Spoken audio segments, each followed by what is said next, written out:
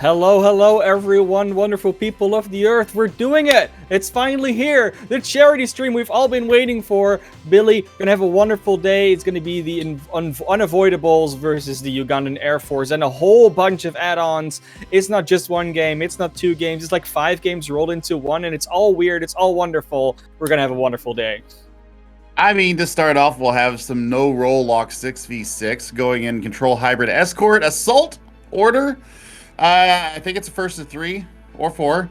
That's what our sheet says. So We don't know. it's either. I think it's like the longer the better, right?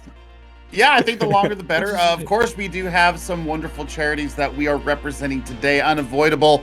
Their charity today is Outright Action International, something very near and dear to my heart. They are trying to protect the liberties and freedoms of LGBT community members all around the world. Very near and dear to my heart, of course, being gay myself. I am very proud to see this. It is Pride Month as well. Happy Pride to everybody out there. And I'm telling you what, this is a truly wonderful organization. I've just been looking through their charitable works and their hashtag Outright 30, and this is their 30th year of fighting for the gay community around the world, and I couldn't be prouder to try and raise funds for them. Also on our docket today, the National Multiple Sclerosis Society. It is their 75th year being around. This is the Ugandan Air Force's first charity. And I tell you what, they are getting so close to finding a cure to this. I remember seeing one of my friend's mothers really deal with this and ended up succumbing to MS back when I was in my late teens, early 20s. And the medicines that they used back then, the one that I remember the most was Capaxin.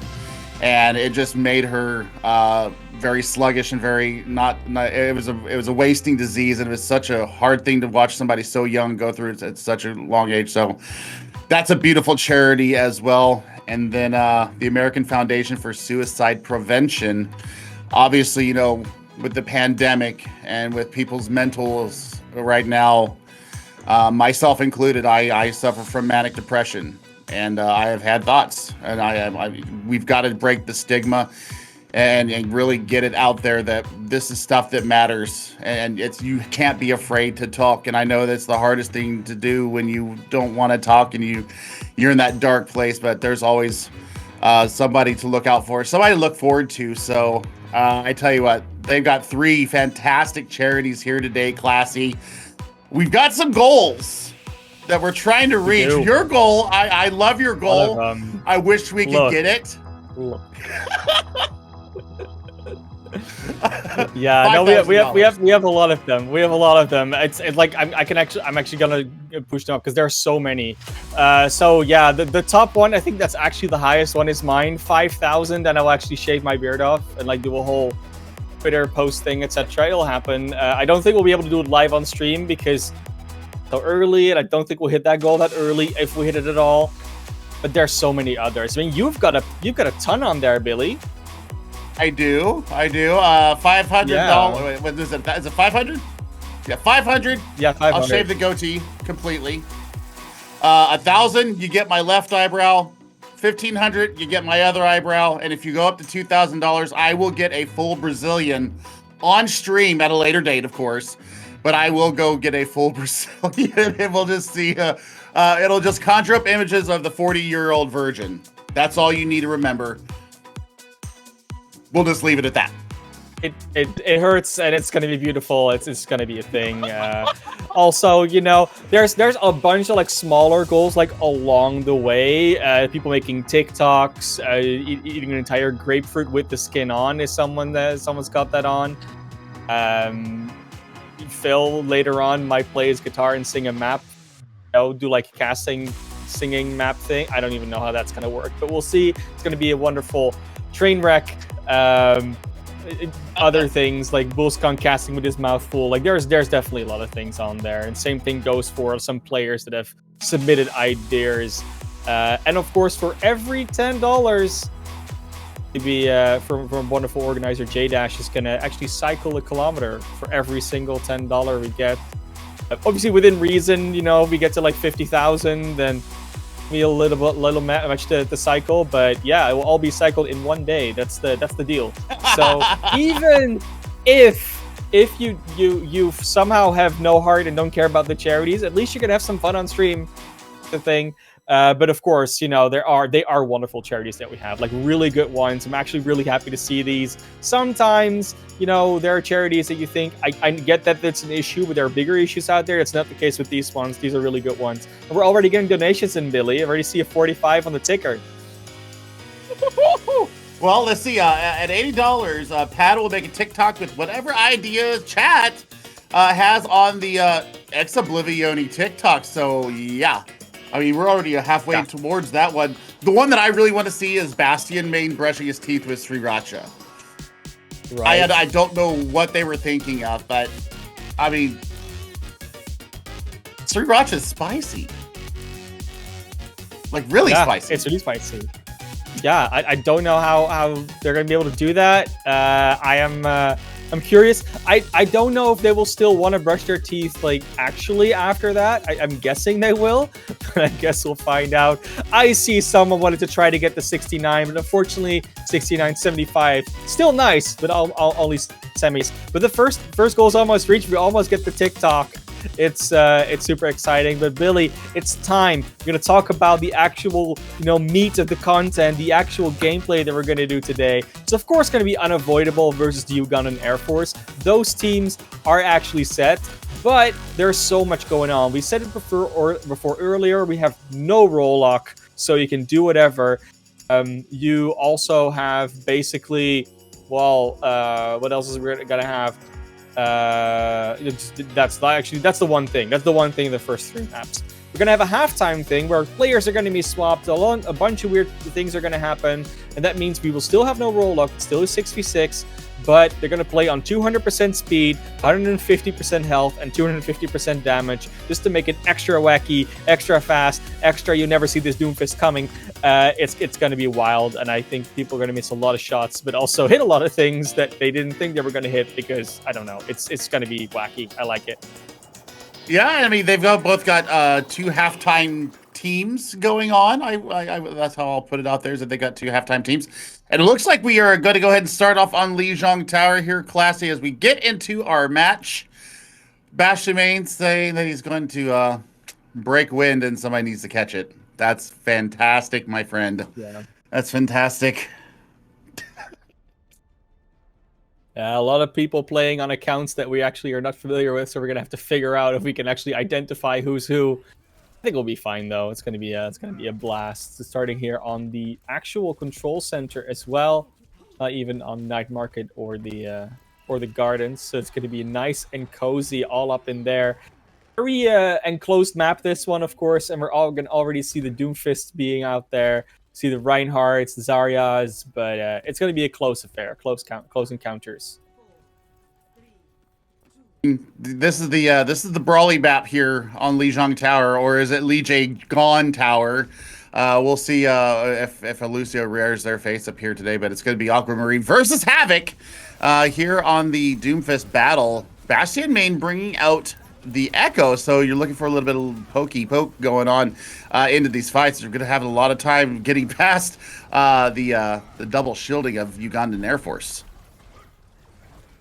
Yeah, well, the first fight pretty quickly. I mean, if Aquamarine just dives into the enemy team and just goes down, there's not much else to do as a follow-up. But they've regrouped, going to re-engage against Aquamarine in with that first punch, and trying to get some purchase. It's not happening right now as the Reinhardts are squaring off in the center. But of course, main just immediately in there with the slam, makes sure that the kill on the Majin comes in, and now it's just cleanup for Bastion main on that Echo potentially. Nope, they actually lose their own main tank. This is not going to be an easy fight win just yet, especially with that rock in the face of Aquamarine. They've not been so lucky on the Doomfist. Neither is Bastion main on that Echo, and there's just a complete comeback right now for the Ugandan Air Force. They're just wiping this clean right now.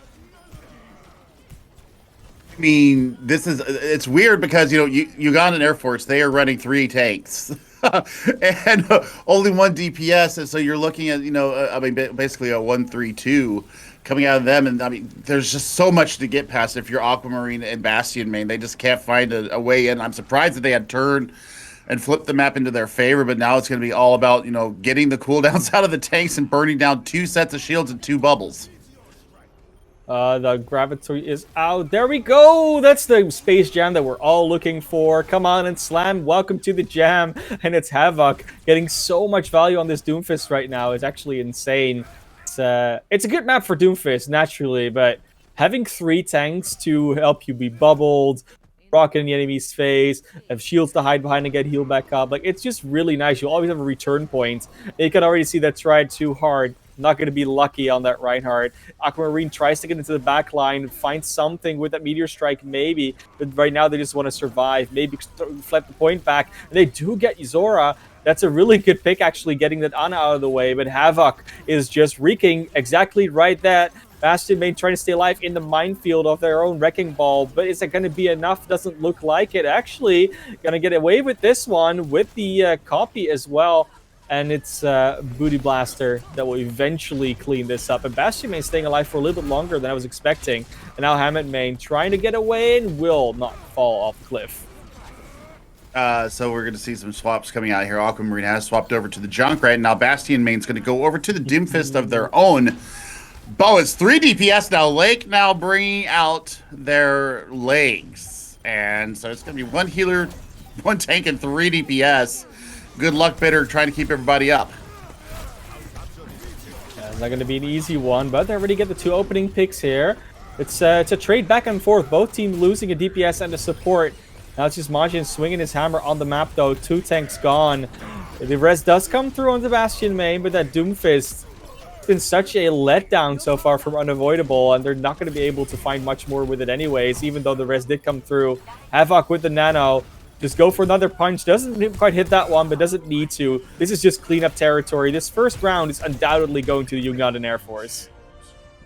And I think right now, if you're Unavoidable, either you bring out and match, you're going to have to mirror some way in what they're doing. You can't run a traditional 2-2-2 against a 3-tank setup, especially the 3 that they've got up there, because you've got, you know, damage mitigation in 3 ways. You've got the experimental barrier, this kinetic grasp, and also the bubbles, not to mention, you know, Reinhardt's own shield. So this is funny. Wow. What I'm looking at right now, and Wow. I mean, Aquamarine, this might be actually a good map for them, bringing the Far out against all these really ground-based heroes, other than Havoc, depending on if they can, you know, use the Doomfist tech to get up in the sky and take care of Afara. Well, and most importantly, Unavoidable had not gotten the memo, which they could have known for weeks, that this was no hero lock, no role lock. So they've unleashed themselves 4 DPS, 1 support, and a Wrecking Ball. This is going to be beautiful to see against this 3-2-1 composition of UGA. Already in disguise, Aquamarine. And yeah, tanks, they didn't really have a lot of means to get the fire out of this guy. Already 2-for-1 trade so far, and Aquamarine is going to have a ball with this one. Yezera on the Lucio is going to have some fun too. How do you get on top of a Widowmaker as a Lucio? I'm not exactly sure. Maybe a little bit of sketchy positioning there out of try too hard. And indeed, they do swap over to the Tracer. Now we're just contesting for the point here. And I'll tell you what, this little Lucio player kind of tearing it up on the point. It's been such a good Lucio map for so long because there's so many avenues you can approach from where the enemy might not exactly think you're going to be there because of all the cliffs that are here. But Lucio, with his wall ride, can really get anywhere at any point in time when they want and just surprise anybody. It's going to be a re-engage here for Unavoidable. They do now have Bastion main on their Bastion. Get Hammond main still on that, on that Wrecking Ball as they are. It's been a swap here. Try too hard now on the Sombra, trying to hack something up. But let's see who they go for. What would be their hack target? I'm not sure, but Kitten Main is feeding.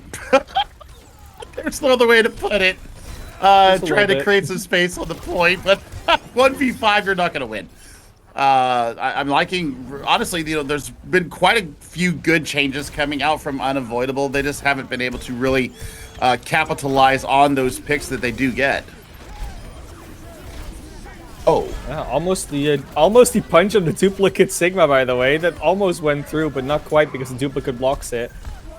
Main, though, getting charged away, but doesn't get pinned. It was a good concussion grenade there for Aquamarine to make sure that Majin couldn't actually charge on Bastion main.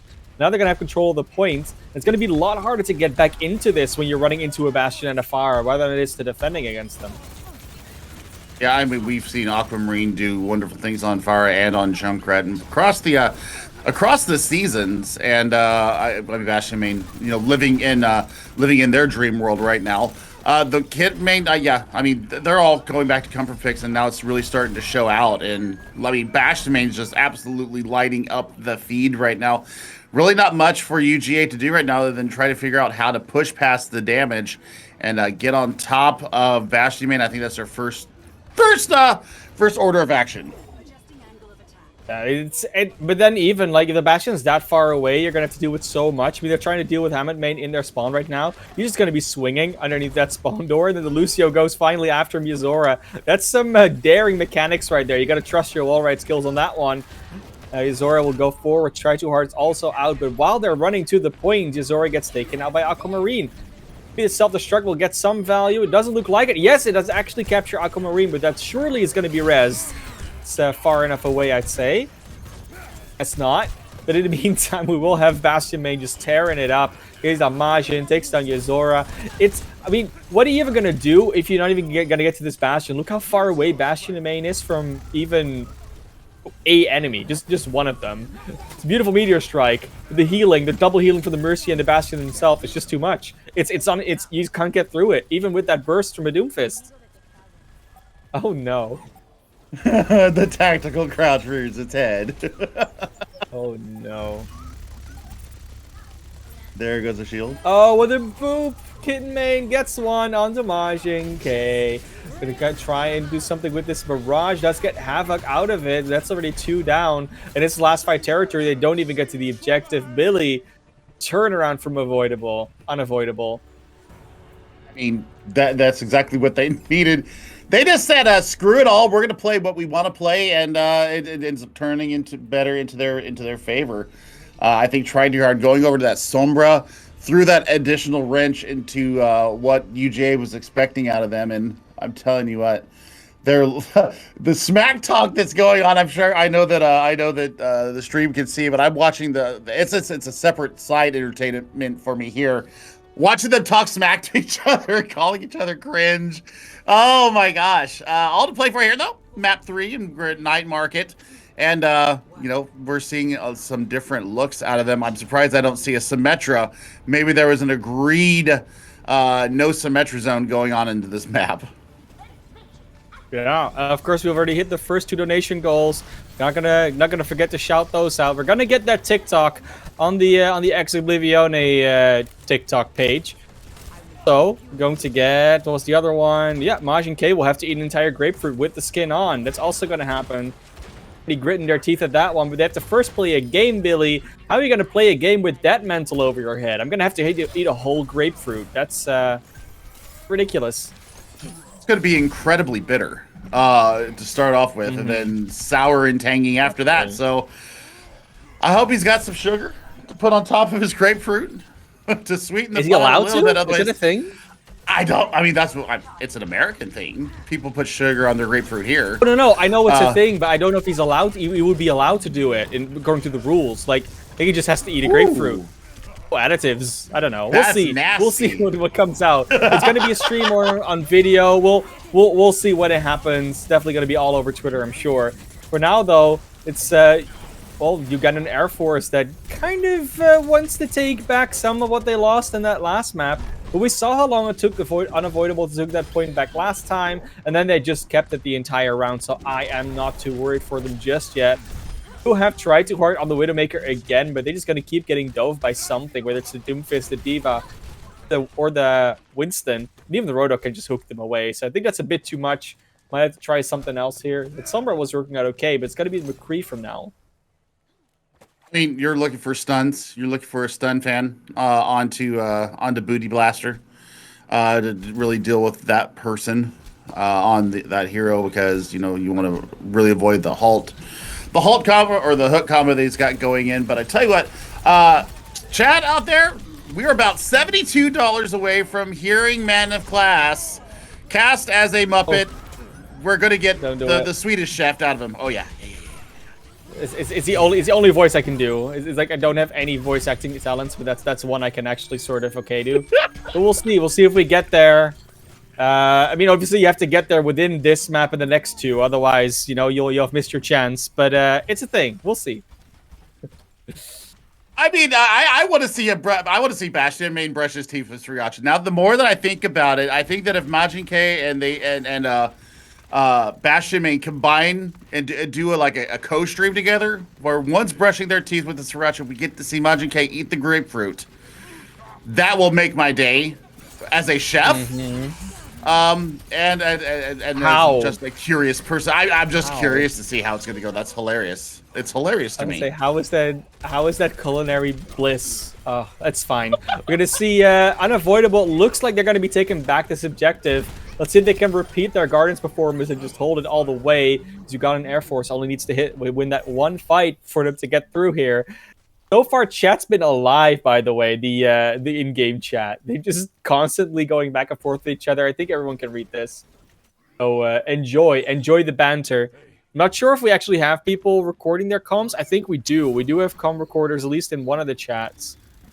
Maybe in both. So probably some good content going to come out of those. I cannot wait to hear what they've got going on inside their chats right now. Bitter just did the Matador dance right there. Didn't avoid Booty Blaster there on the second attempt there, but yeah, I mean, this should be reflip over going into overtime. I don't know if anybody's going to be able to get back in touch. This should be a 1-0 victory to Ugandan Air Force. It is. They win at 2-1. And guys are getting spicy in our chat. Woo! So much fun with this one already. It's beautiful. It's absolutely gorgeous. Nice play of the game here from Havoc, getting the Space Jam combo going on there, and that's just beautiful work out of them. So, we'll be going to a hybrid map next, and we're at $148, my friend. So you're about to cast like a Muppet. I'm close. It's coming, but it's not there yet, so you can still enjoy me actually talking like a human being.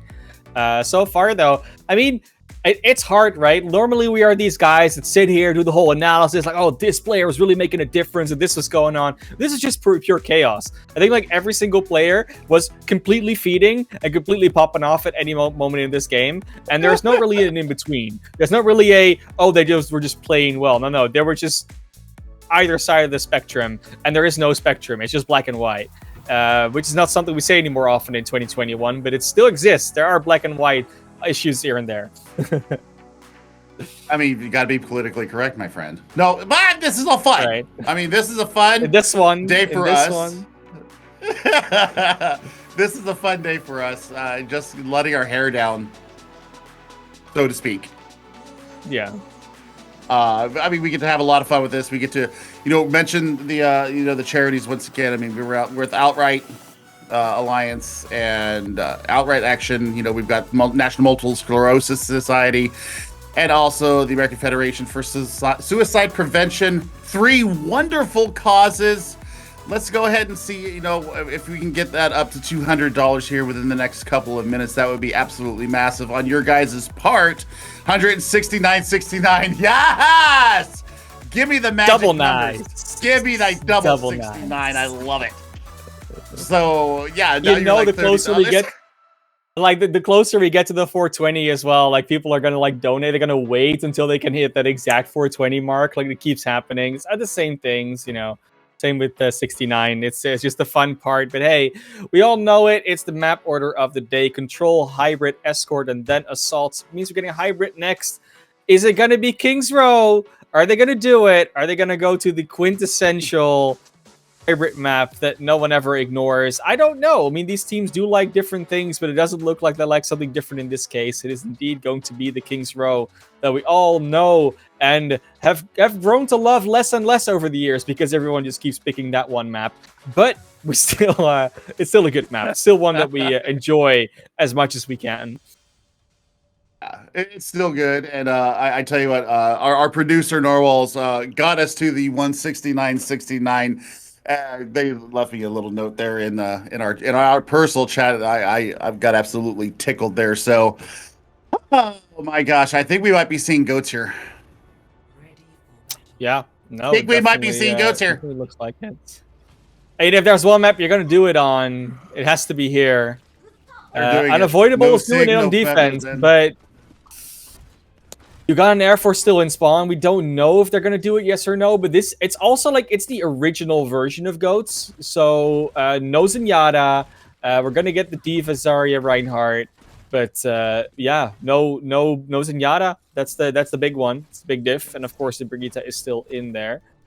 But it will be a slightly modified version for Uganda Air Force, unless Havoc will also do something. But Zebra goes for the extra shields. It's you know, I would have liked the proper goats matchup, but I guess this works. Oh.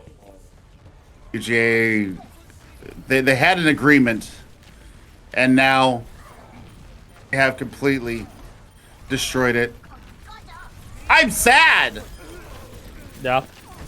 Well, you see it. They're just completely, immediately just being torn apart because they didn't play goats. Like, they played goats, it would have been a fight, but now it was just a slaughter. And you can see Zebra already goes over to the Brigitte. Now Havoc is the one that needs to swap. Havoc needs to go over to the Diva as well. Let's not be stubborn here. Let's just have fun with it. Oh no, try too hard, went too deep.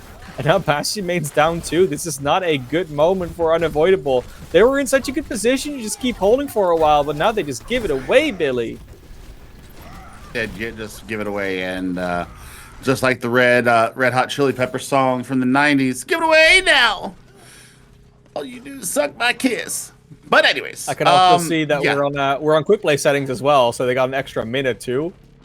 It's quite insane. This is going to be a long map. Yeah, I just noticed. It's like, oh, we're on quick play settings. Yeah, it's so good. Hey, look, means we have a longer event because there's higher time banks. This is how it works, Billy. More time to get donations in. Absolutely. I mean, more time for us to get to see the craziness that are these two teams. Of course, we know Unavoidable from many competitions, and I've seen a couple of people that I recognize from the Ugandan Air Force. So I mean, they're just having a lot of fun here, and you know, Unavoidable getting some work back. Aquamarine's gonna try and do a little spawn camping here.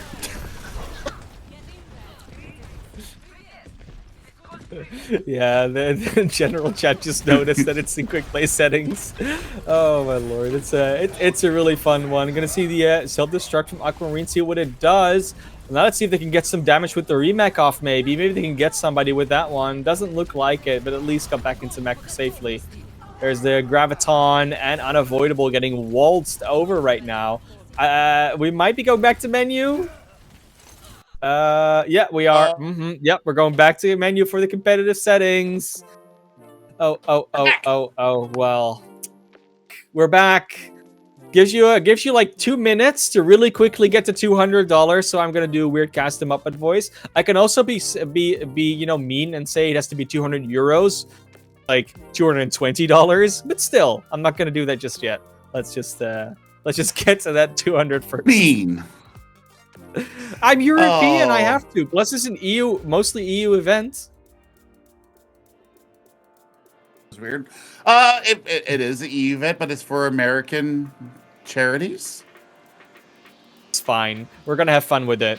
Don't let's not dwell on the regionalism. Let's not dwell on regionalism. It's not a thing. We're a global society of people, of gamers, doing something for charity here. So let's enjoy it. Let's see how much Unavoidable is going to change their strat. Because, of course, they gave away their GOATS plan.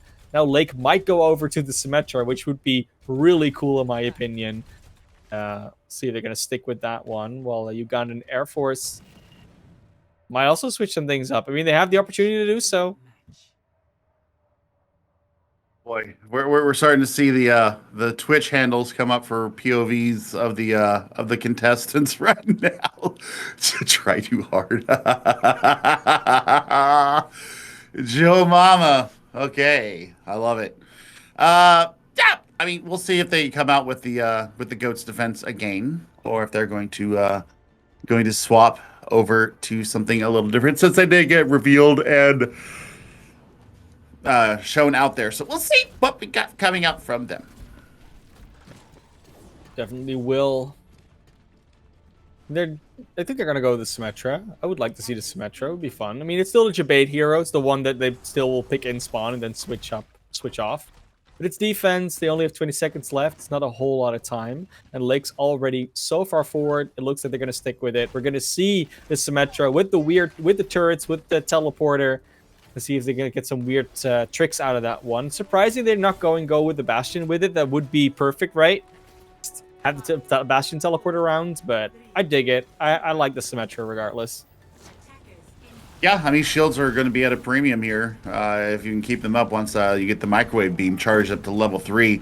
And oh goodness, those turrets are already starting to wreak havoc onto Ugandan Air Force. Let's see what they gonna do out.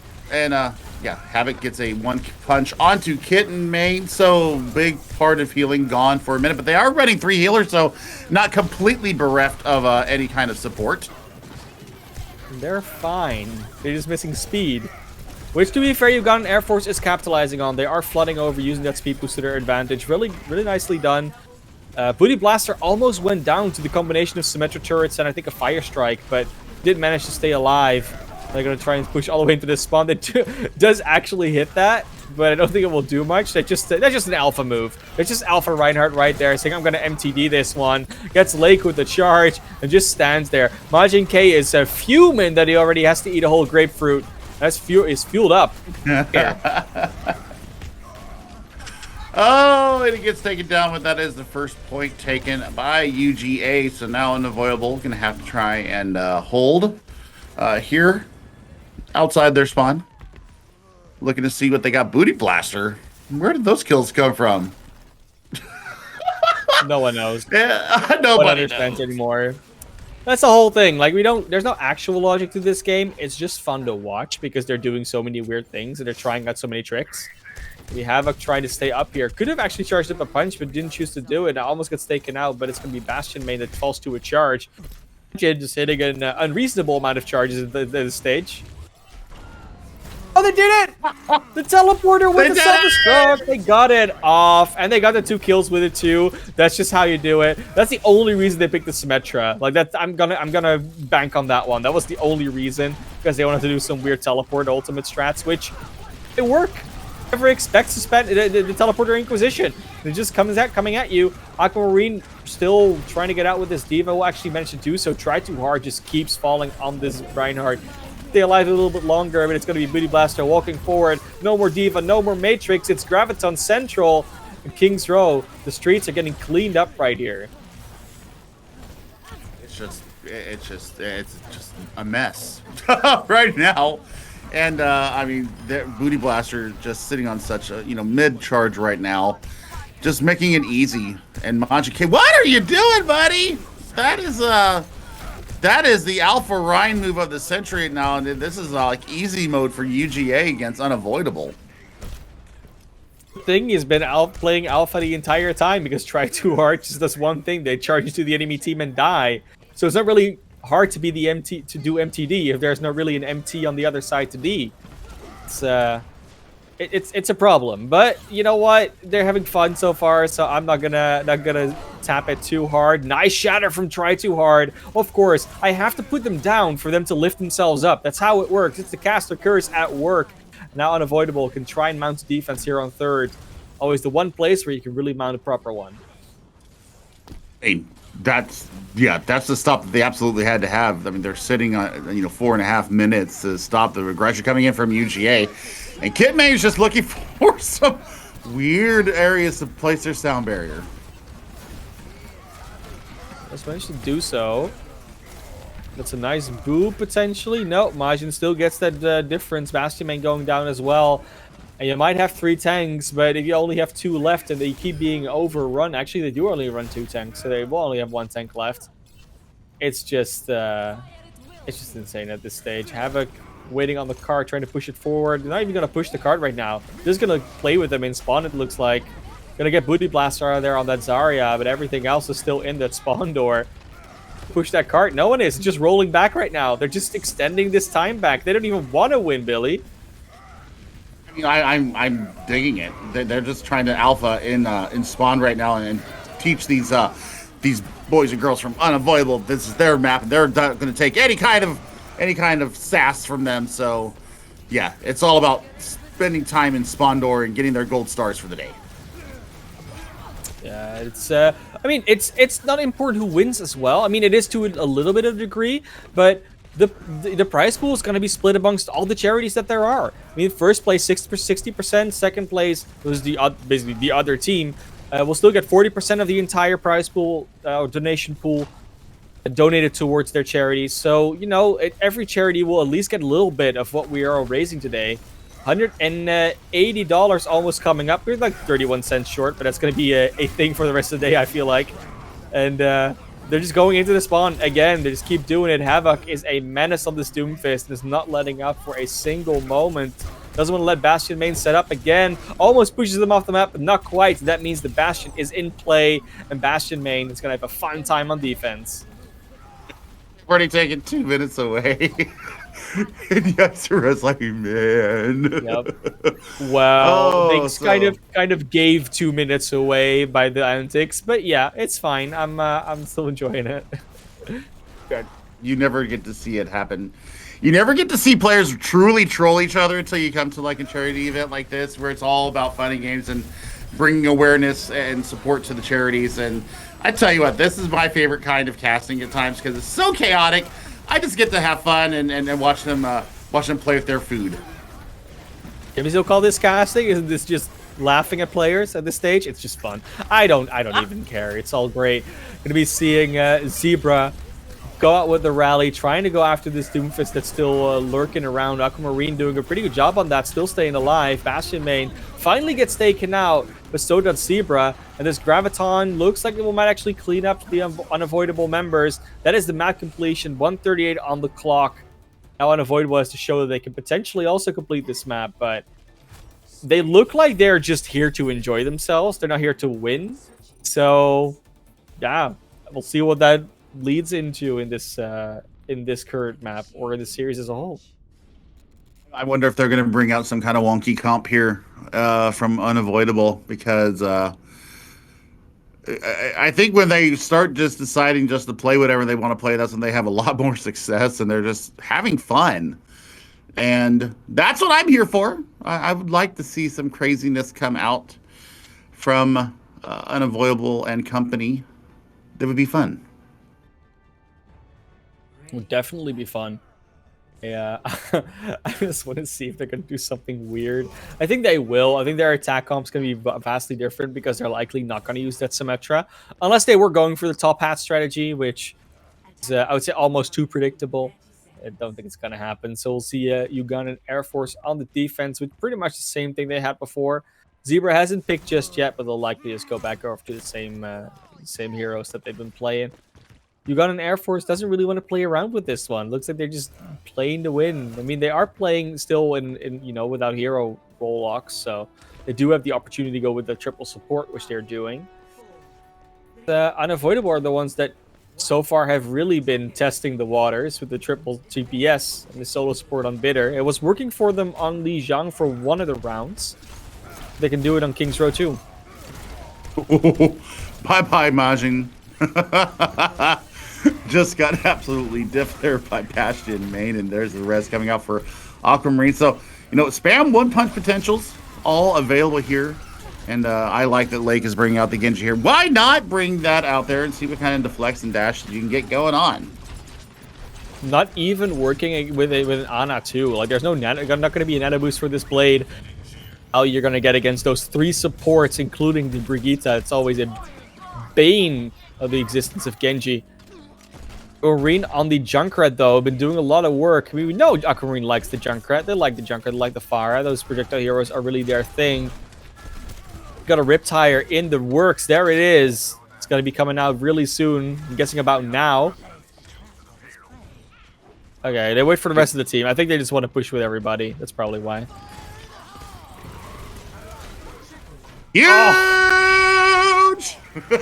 That's beautiful. With the uppercut as well. Bastion main just goes in there, throws them in the air so they can't dodge it. It's just so beautifully coordinated. Just one of those things, you know. That's what they do. They set up these plays for each other as a team. They played with it together so much that they just know how to do these plays. They don't know how to do them, but they can just say, I'm going to do this, and they will do it instinctively. It's just like a reflex play, and this is the real one. This is the real test of how coordinated are you, and you're going to get spotted out. Try too hard. The Reinhardt game hasn't been so strong today. It's, again, going to be stifled by a Doomfist. Graviton is out, Bastion main falls, and this is not going to be an easy one to stave off, but only one kill out of that Graviton. There's still hope left as Cry Too Hard doesn't go down, uses the Shatter as well. Unfortunate for Unavoidable, but they're going to have to try again later with a different strategy. That flank Shatter, it just never seems to really work. Cry Too Hard, chat, it's just hilarious. It's just the single period. Yep! That's about as good as that Shatter was. So yeah, just let me do it. Just let me do the flank Shatter behind them. I want it so badly. Oh no, just don't get to do it. This does look like a plat lobby. Not lying. This does look like a plat lobby. Oh, the naked blade. Go forth, young man. Get your kills. Get all of them. Come on. Further in, Havoc goes back in, tries to actually intercept Wrecking Ball main there, but doesn't quite get it. Hammond main is going to be fine. Another tire out, gets Cake out of the fight, poured out of it, and they are going to be able to push the cart a little bit further. There's another Graviton just to stall them, I guess, but there isn't much stalling going on. If Havoc and Zebra also go down, they're just going to run away. Booty Blaster and Maj and K in that corridor over there. Point looks like it's almost going to be capped, and they don't have that Graviton to stop them now. That was maybe a bit of a waste, but I guess in this situation, almost every ultimate is kind of a waste and not a waste at the same time. Yeah, I mean that's point B, and they've got the exact same time almost that that UGA had coming into point B. So pretty good accounting of themselves here, and now it's just about can they push it through all the way. So far, they're doing a pretty good job. Already getting 2 picks. Yeah, Try Too Hard goes down, but I think at this point, Unavoidable is kind of used to not playing with the Reinhardt. Especially you see Azora also going down. It's a 5v3 going on right now. Carts rolling ever forward. 4 minutes on the clock. They might just complete this one. Bring us into overtime. We don't really know what's going to happen then, but they aren't quite there yet. Bastion main as a turret on the carts. You can see another tire roll out. Where is it going to go? Coming from the top, trying to find something here. I think it will. Nope, it will have to explode a little bit early. That's unfortunate. Main trying to battle Zebra here in this thing. The rally is out. The Graviton is out. Oh, they're actually going to punish them in that little corner. What a beautiful turnaround. Bastion main still on the cart, though. There's a lot of bucket of bullets flying around, but it's not happening. Not today. Zebra, the unkillable Brigitte. That's the trap you fall in. Thinking you can kill a Brigitte as a Wrecking Ball. It's just not going to happen. Havoc just made my day there. Actually, not real. Nope. LOL. That's it. Yeah, LOL. Give up. You win. Great. Bye. No, they're not done by a long shot. Lake on the Echo now, coming in with a duplicate. Kitten main already finds Cake early with the minefield. That's not you like to see it. And the Shatter's ready. Can Try Hard hit it? Almost there. The Q is going to be pressed at any moment. I think you just want to take out the Reinhardt and then go for it. No, wait for the nano and the flashbang. There it is. Gets the charge as well. Another tire comes out from Aquamarine. This is surely going to be completion. They have way too many kills. Bastion main set up. And there it is. 239. That's about a minute difference. Of Unavoidable doesn't want to go down 3-0 or 4-0 today. Oh, chat is spicy. I'm loving it. I'm loving it. I'm loving it. So, a minute difference between the two teams. We'll see UGA come out on the attack first. Do they lead into the crazy now, Classy? That's the real question. Is are they going to? Maybe. Yeah, I want to see some weirdness. Get off the Reigns, Zarya. Come on.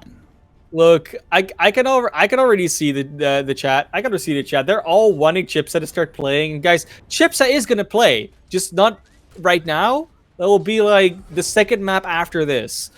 We're gonna have first maps of normal unlocked, so 6v6, no roll lock, and then after that, play with their halftime teams, and Chips is on the UGA halftime team, of course. So yeah, I'm gonna have to be a little bit patient, unfortunately. But in the meantime, getting ever closer to the next donation milestone. Maybe we'll hit it before the next map or during this round. We'll see when we hit it, if we do it all. But right now, it's going to be another double round here on King's Row, starting with UGA attacking first. Let's see if they can repeat their results from the last time, or if Unavoidable is going to be a bit smarter about it. They aren't running that semi-goats thing that they did last time. They are on the full-on 4 DPS route at the moment. Actually, 3. They're running 2 tanks now. I don't hate this out of Unavoidable. I liked Lake on the Echo, to be honest. And Triarch finally gets first blood against Majin K, and that's going to be them having to go back real quick, even though Havoc does take down Kitten Main on the Hammond, but they'll be able to get back to the fight pretty quickly. But the res! That's a crazy res coming out from Bitter. Why do you go for that? What?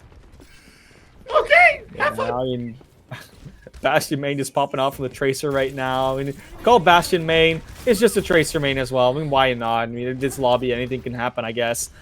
Lake going awfully low on that Echo, though. They only have that one support, so Bitter needs to really be multitasking here. Players take a lot of damage, but it's going to be Kitten Main going down. Unfortunately, Booty Blaster on that McCree is pumping the damage in right now. Left, right, left, and center. Booty Blaster. That's what you like to see. Definitely basting them booties right there. And they got off the Reinhardt, which absolutely pleases me. And we had a nano monkey there. That's beautiful. Beautiful. Absolutely beautiful. I love to see it. And, you know, let's go ahead and get some more craziness going on here. We see Aquamarine going back over to the Junkrat. They have Tire ready. So, 10 seconds left here in their push before we go into overtime. And this could be the tire that really slows them down. Aquamarine once again just on the high ground with the Junkrat. It's a proven formula. It hasn't failed them so far, so why stop now? Beautiful pulse bomb on the Havoc. Doesn't quite stick. I thought it would actually stuck, but it didn't look like it. It's going to be good on that one. Havoc close to their own ultimate. The Meteor Strike almost ready. That's certainly going to be an effect in this fight. So we do see the attempt from Hammond Main to get in there. Does get the minefield off, so that's a big block off for the enemy team. They can actually clear this card off really quickly if they have the chance.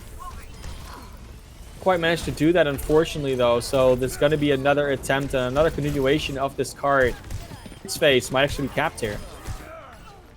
Aquamarine just accepting their fate there. Knew they were going to die. Waved hello to Havoc before he got his brains punched in. End of days. Absolutely right, Zelaros. This is end of days. We may be going to a 6-6 score line here, depending on how far UGA can actually push this. Try too hard, swapping out to the Reaper now. Yay. 3 DPS now. 4 DPS now for Unavoidable. Just a singular Hammond on the tank line. 1 Mercy to heal them all. Love to see it. They're going to get this checkpoint and going to continue into third. If they can complete the entire map, that would be beautiful, Billy. Actually insane to see that happen right now. Happen, they do it. They get off the point. Go the cart. Yeah, they get off the cart. Hey, look, they did it last time. They got into third. Oh, I'm not entirely surprised, but still, you know, 2 checkpoints is quite a bit of ways to go. I think purely like capping the point and just walking the payload there, it almost takes you 2.5 minutes. So they don't have that much time to play with on Unavoidable side. They kind of still have to win the fight without losing one. But doesn't mean that it's unachievable, of course. Look to see if they can just square up this series. We are at $184.56, so we are 18% towards our total goal for the day. We're trying to reach $1,000 more if we can get there. But I'll tell you what, we've got a list of donors so far that we'll go through after the map. Actually, I can do it real quick. We've got Grapha OW coming in with a $10 donation. William Maynard coming in with $21.05. That's the one that got us to $169.69. Giggle, giggity. Owen Ritchie coming in with a $20 donation. Sam with $10. Suboptimal, $36.71. Enlightened with a $12.18 donation. Peaches in with $24.75. Bull Skunk, my friend, $20, and Hydroelectric Plant with a $25 donation. Thank you all so much for donating. Here we go into Unavoidable's attack phase here in our extra innings. I'm definitely gonna be looking for Unavoidable to do something fun here. Woody Blaster. McCree still popping off on the defense now. This is McRightclick has arrived. Yes, Celeros. McRightclick has indeed arrived. McFreeSR. I like the memes that just erupted around McCree as soon as he got like the tiny, like as soon as he became meta, because it took so long for McCree to be properly meta. It was always like, no, he's too easy to dive, or oh no, but he doesn't do enough, or there's always an excuse, and all of a sudden McCree is just hopping, and Booty Blaster hopping with it, blasting booties left, right, and center all day long.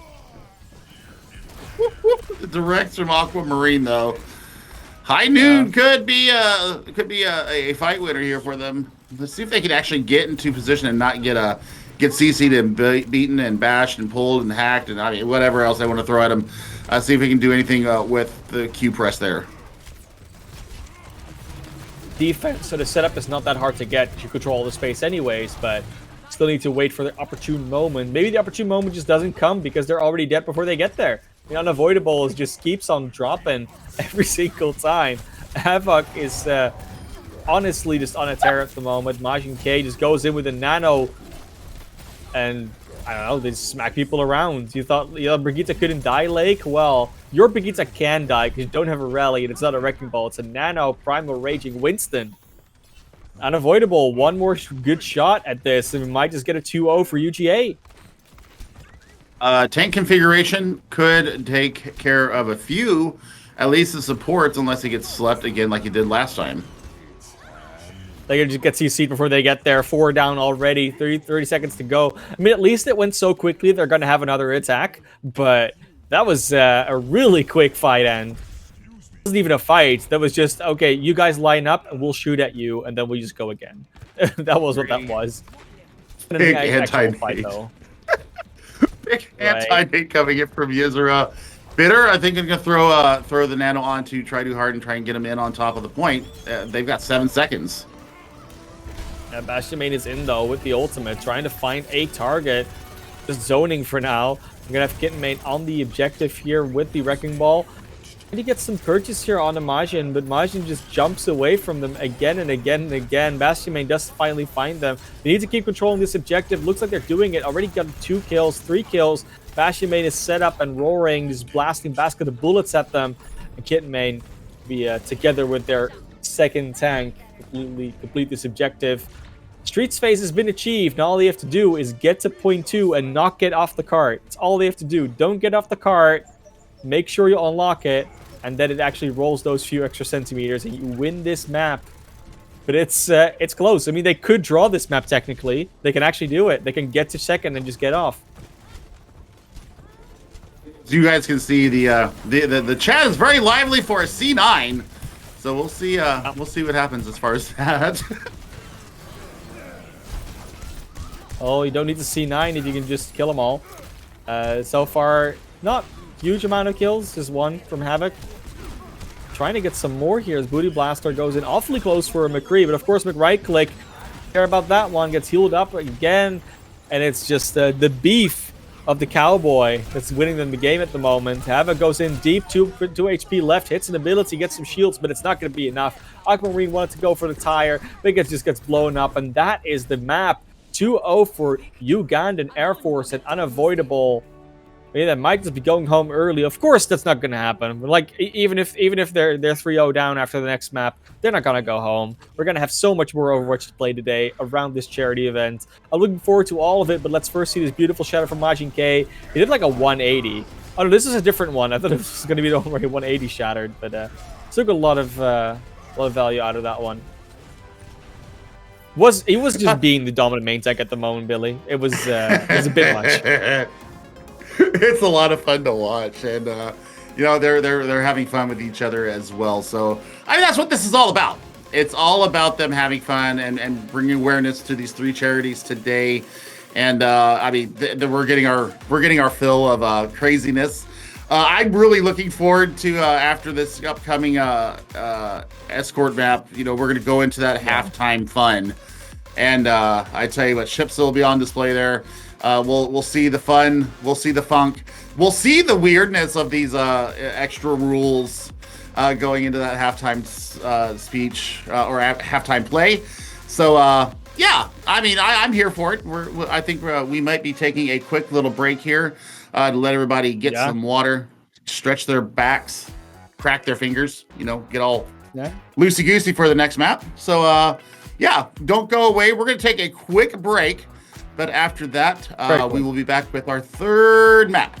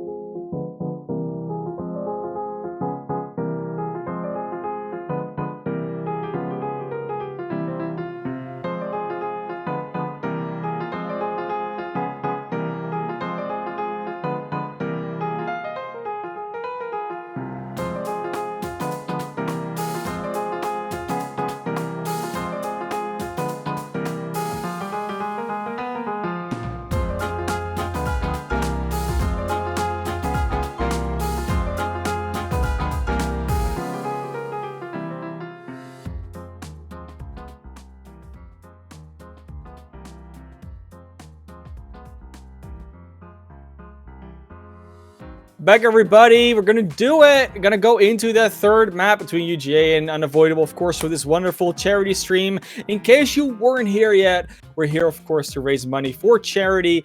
3 different charities to be exact. All of them are gonna get a cut of the donations, but it's all up to the teams who gets the most. Unavoidable has chosen, of course, a wonderful charity of their own. They have chosen the Outright International charity, which is, of course, very dear to the heart of my good friend Billy over here, but of course should be, well, close to the heart of everybody on Earth, because it's just about the possible outreach for the rights of LGBTQ individuals. And of course, UGA also got 2 wonderful charities: the National MS Society, so of course the helping to combat the disease. They're so close to a cure, so maybe this extra little bit of boost can help them there. And the American Federation of the Suicide Prevention, the other charity that UGA is also selected, so they're going to split their donations. And yeah, like I said, all of them going to get one. The team that does best today gets to give 60% of the total pool to their charities. Other team they'll still do 40. So maybe it makes sense that UGA is winning right now, Billy, because then every charity gets roughly the same amount, like almost, because they have to split it between 2 as well. I don't know. Kind of works that way. Yeah. We've made it to another donation goal, $200. We're gonna jump into this map. I think I'm gonna just do it for the first round because I don't think it will be funny for long enough. But I guess we'll figure it out, Billy. It's gonna be Havana next. Nice and open, a lot of Widowmaker potential, and a lot of good Wrecking Ball play. Take it away. Oh boy. Yeah, as you get ready to do your Muppet Cast, $223 now. We are at 22% of our goal for today. Thank you all so much for the donations. It means the world to us and to the teams, of course. But yeah, we are here on Havana, looking at the craziness coming out again. And Lake pulling out the hog. So we're gonna get the halt, or the hook and the rolling hook, I guess I would call it. Take line. We're gonna have Bitter just pumping in the heals on the Ana. So let's see what UGA comes out with. Big nano or big anti coming out from them in the extreme. Aquamarine getting an early kill there as well. How to start. I did not even know how to start. How do I do this? I don't know. I gotta figure something out here. Something like that, right? Concussion mind. Something like that, I think. Oh. So for seeing down the kid, man, we do a little bit of borkin, and for seeing a little bit of slamming down to me, this best made of that horse borkin. Ruski birdie, basket mean, ruski bird, a basket bowler bird. It's the kitterman! It's the kitterman! Oh, yes, or I scored a bird! Who scored a birdie? I scored a marine, or throw a bunch of Jake!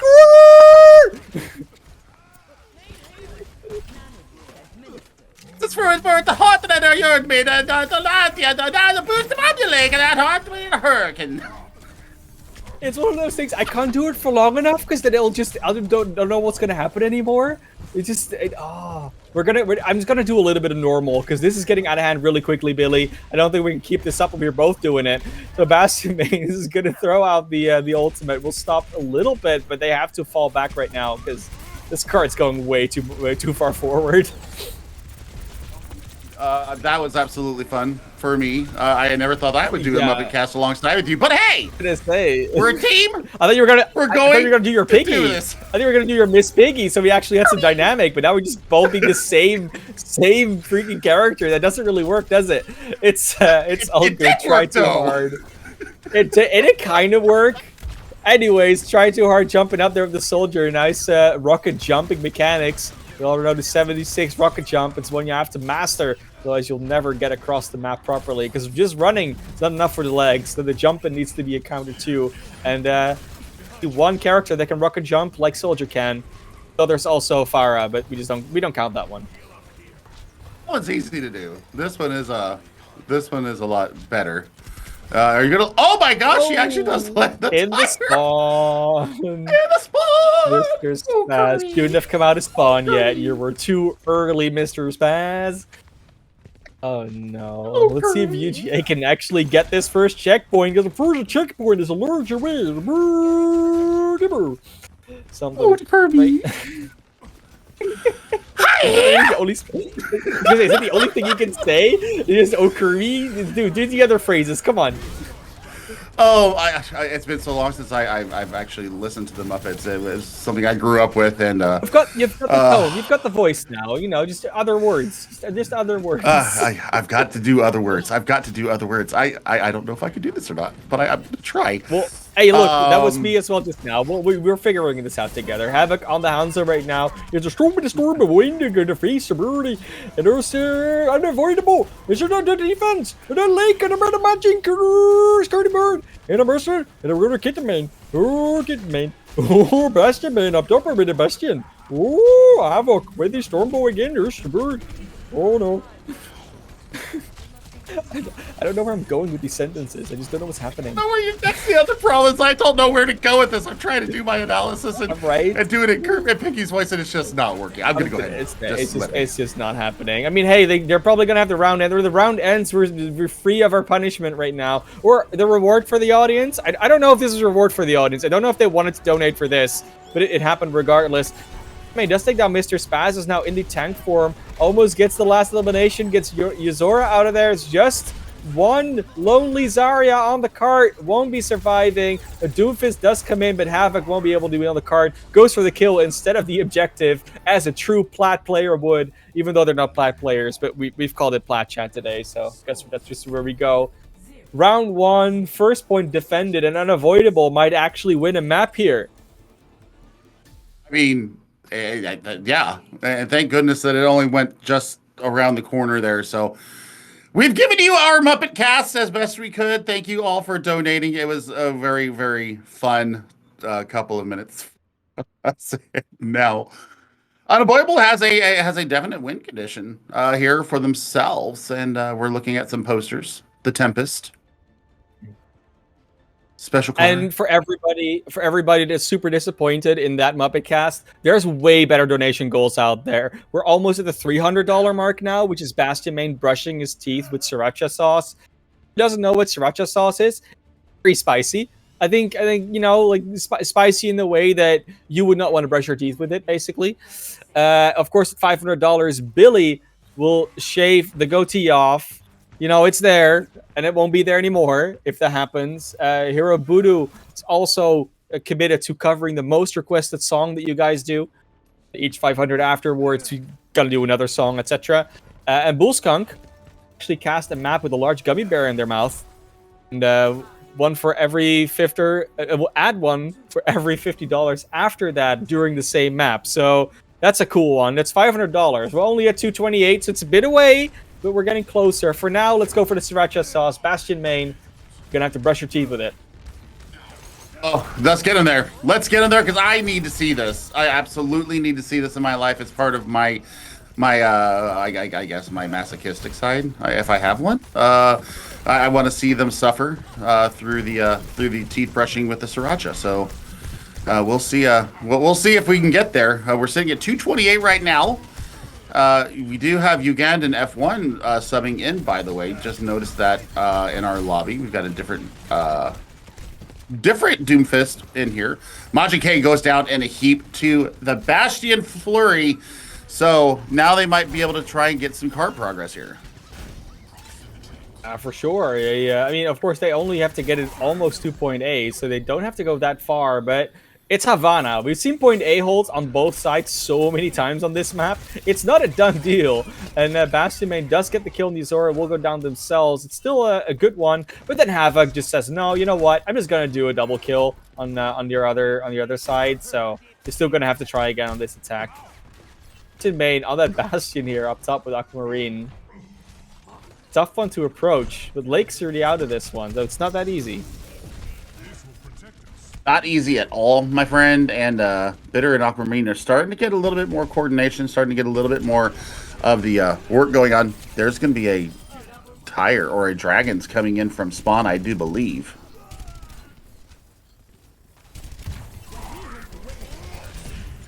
coming out. It's try too hard, doing a lot of work on this soldier right now. At least he's running around on the other side. I mean, it's the level the legs are for.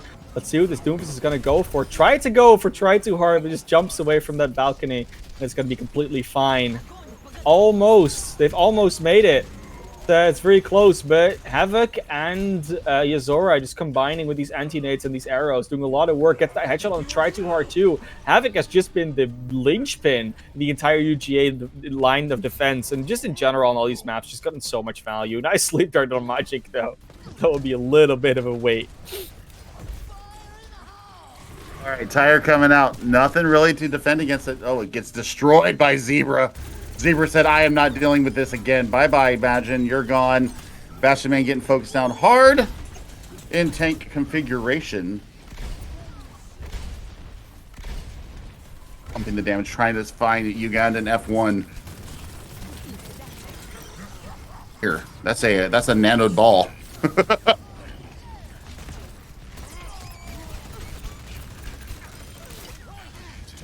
Coming in here, Kitten Main, almost done. Try too hard. There they are. Avoided. Unavoidable. Wins one map. Up to a 2-1. It's a first of 4, but I have to wait till the conclusion of that series because Billy, after this, we're going into the halftime series. For now, let's enjoy this play from Zebra. See what they got from the Zarya. Not even a Graviton play. That's quite unusual for Zarya play of the games, but is very high charged. Does deny the ultimate there and just gets some more value after that. I think that play kind of just shows how ridiculous that map was, if anything. Yes.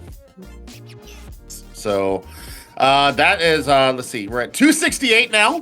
Thank you so much out there. 27% towards our goal. And this is gonna be signing off for myself and Classy. We're gonna be passing it off to Captain Jack and Orbital for the halftime fiesta that's about to happen. I'm going to be watching from afar, but I tell you what, this has been an honor to come here and be able to cast this charity with you, my friend. We got other stuff going on today, but man, I can't wait to see the rest of this fun charity event go on today. Please support if you can. Every dollar counts, and there's $300. Woo! Bastion Main, Sriracha time. That's going to be a fun one. Going to have to brush your teeth with Sriracha. 300 exactly. Someone was waiting with a 3111 cents that we were missing. Oh, wait. It was me. No. We are going to have a super fun time. Hope you guys all enjoy the rest of the stream. Going to hand it over to Orbital and Captain Jack after this one. Taking it away for the halftime. Remember, going to be a ridiculous game mode. And you're going to see Chips at play, which I saw the entire chat, waiting for. But a lot of other fun people. So don't go anywhere. We'll be right back with that. Bye, guys.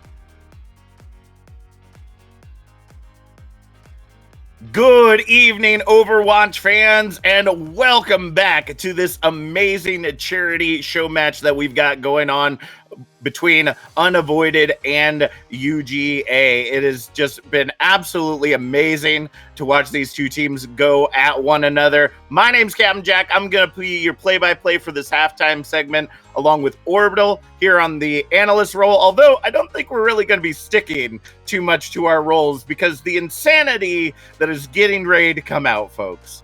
The insanity that is about ready to take place. You thought it was crazy in the previous maps.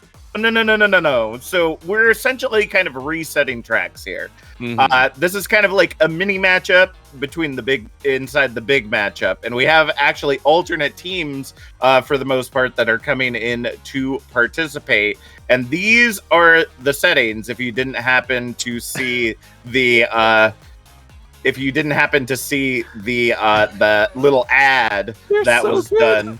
Oh, there it is going to be a lot of fun. I'm actually trying to look for him right now. There it is. So not only do players have 150% health, not only do players have 250% damage, they will also be moving at 200% speed. And if you have ever seen a game that is faster than 100% speed, let me tell you, I already have my oxygen tank nearby. I am totally ready. If, God's forbid my wife needs to come out after I've passed out.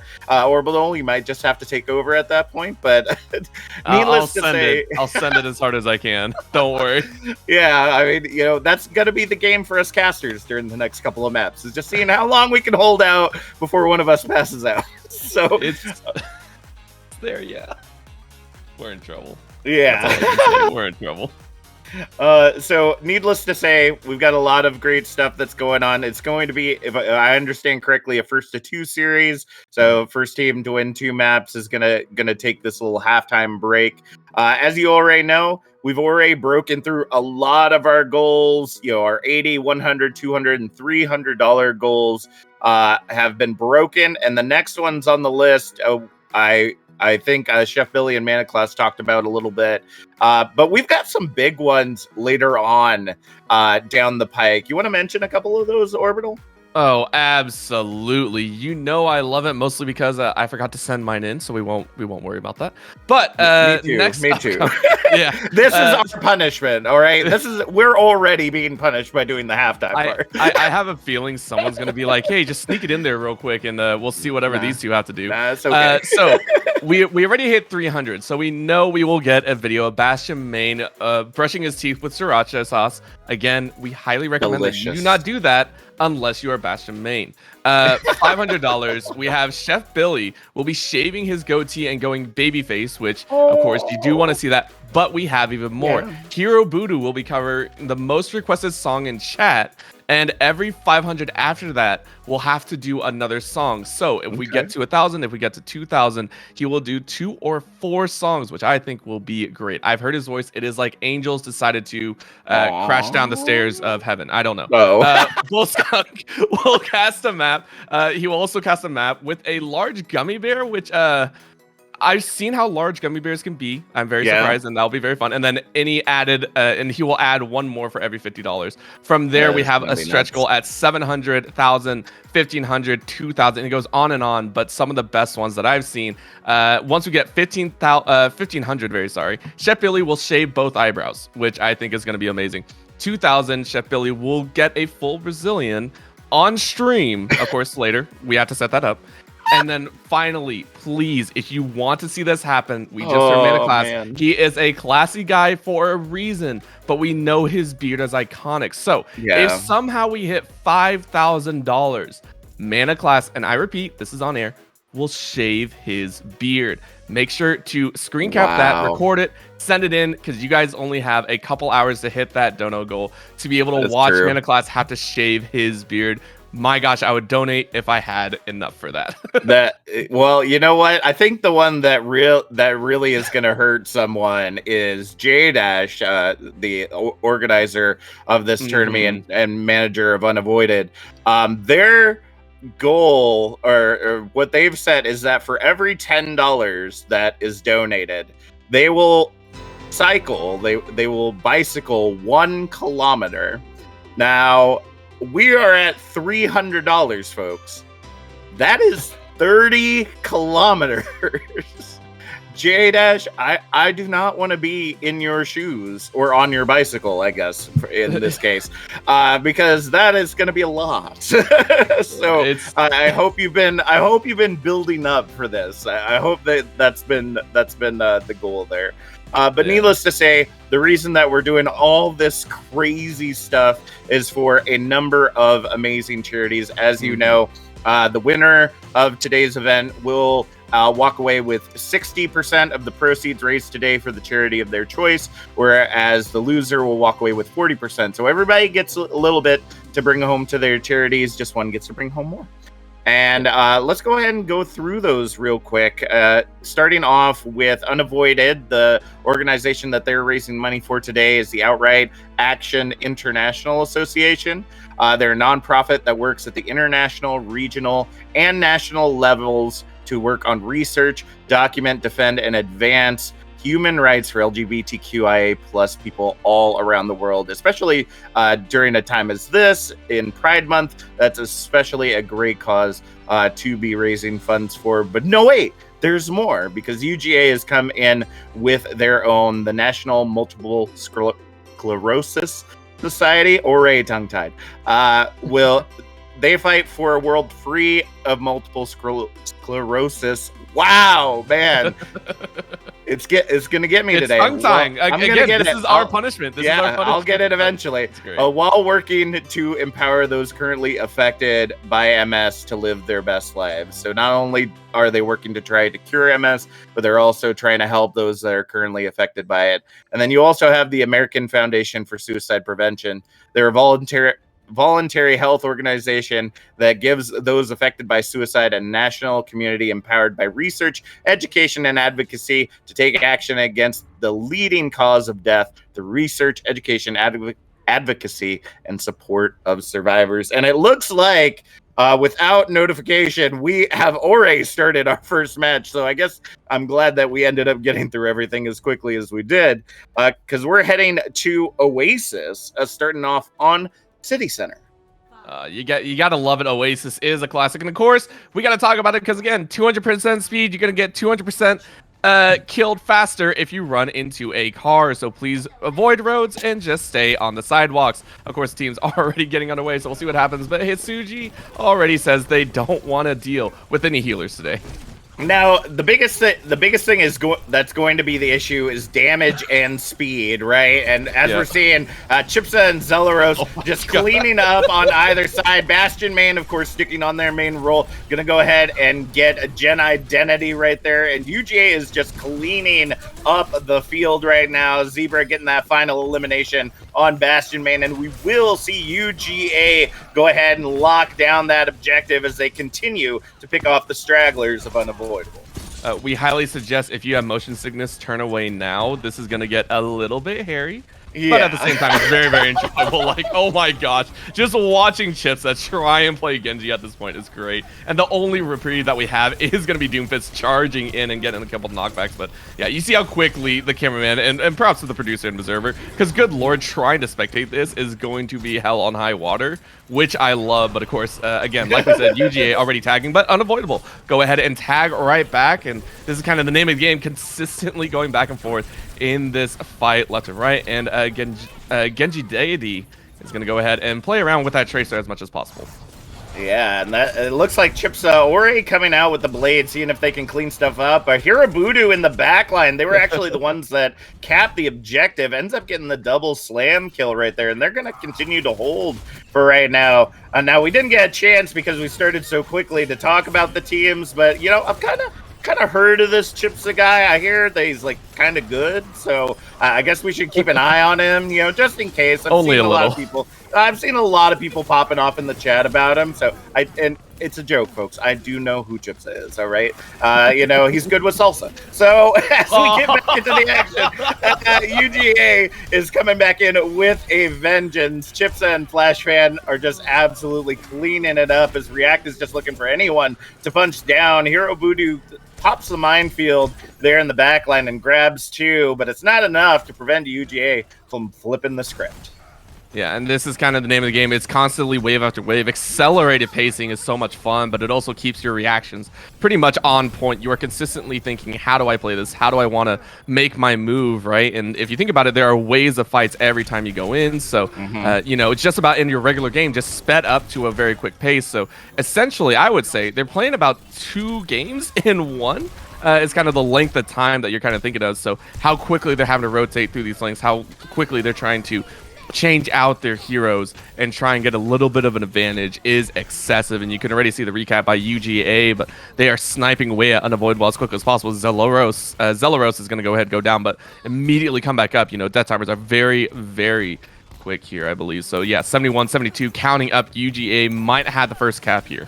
Yeah, they might be able to go ahead and lock this down, but you know, we think about the percentages, right? The additional damage and the additional health. They kind of, at a certain extent, balance each other out. They just make these speedy fights a lot easier, but we're seeing Aquamarine coming out with what is ideal for this composition.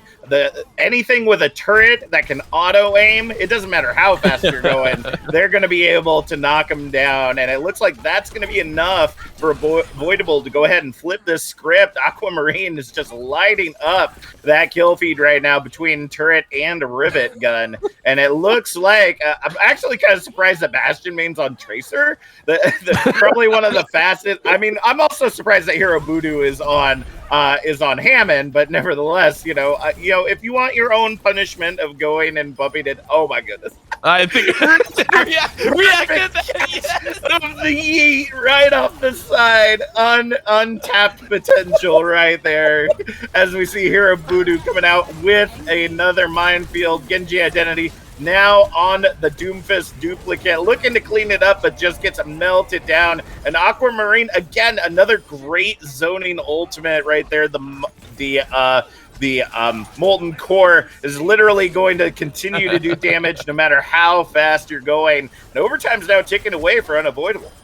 Yeah, they're trying, but it's going to speed up. And yeah, you can keep tagging over and over again, but that is going to be Unavoidable. Go ahead. Cap it first. I thought it was going to be UGA. I quite frankly thought it was going to be UGA, but Unavoidable came back with a freaking vengeance. So that was fantastic to watch. But again, React had the best yeet of all time, which I love how the opponent, I don't know who we were spectating, but just kind of stood there for like 2 seconds and went, yep, that happened. All right, yeah, back to the battle. Main. Bastion Main was fighting React on the side, and then just watched them go off and was like, wait, okay, I'll take that.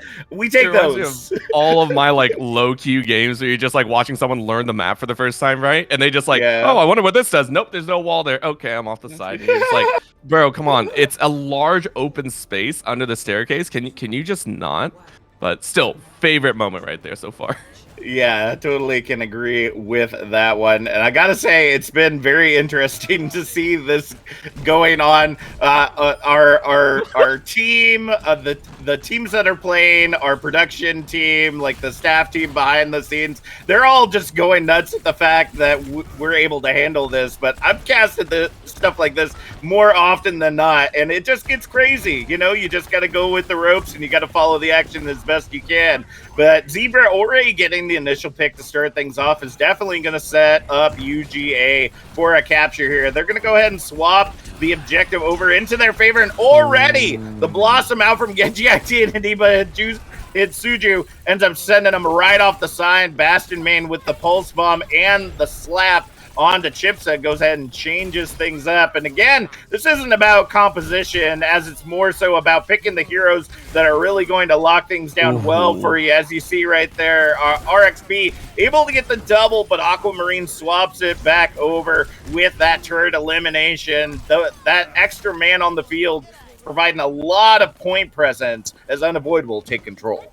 Oh, yes, they do. But again, UGA had actually recapped theirs as quickly as possible. So that's why you see the huge difference there. So both teams do have 2 caps so far. We are waiting to see what else they can do. And of course, we do see Unavoidable going ahead, dropping down 3 members. Chips is going to go ahead and lay waste to them on this Winston, just going mad right now. Getting some revenge going through. He is straight up bouncing. Oh my gosh, I've never seen a Winston move that quickly through the entire map. But yeah, UGA going to go ahead, climb up to that 30%, 31%. They want to go ahead and get a point for themselves if they can, but so far it has been just mass chaos, and it's how long can you keep the opponent off the point. It's not so much can you cap, it's just keep them off.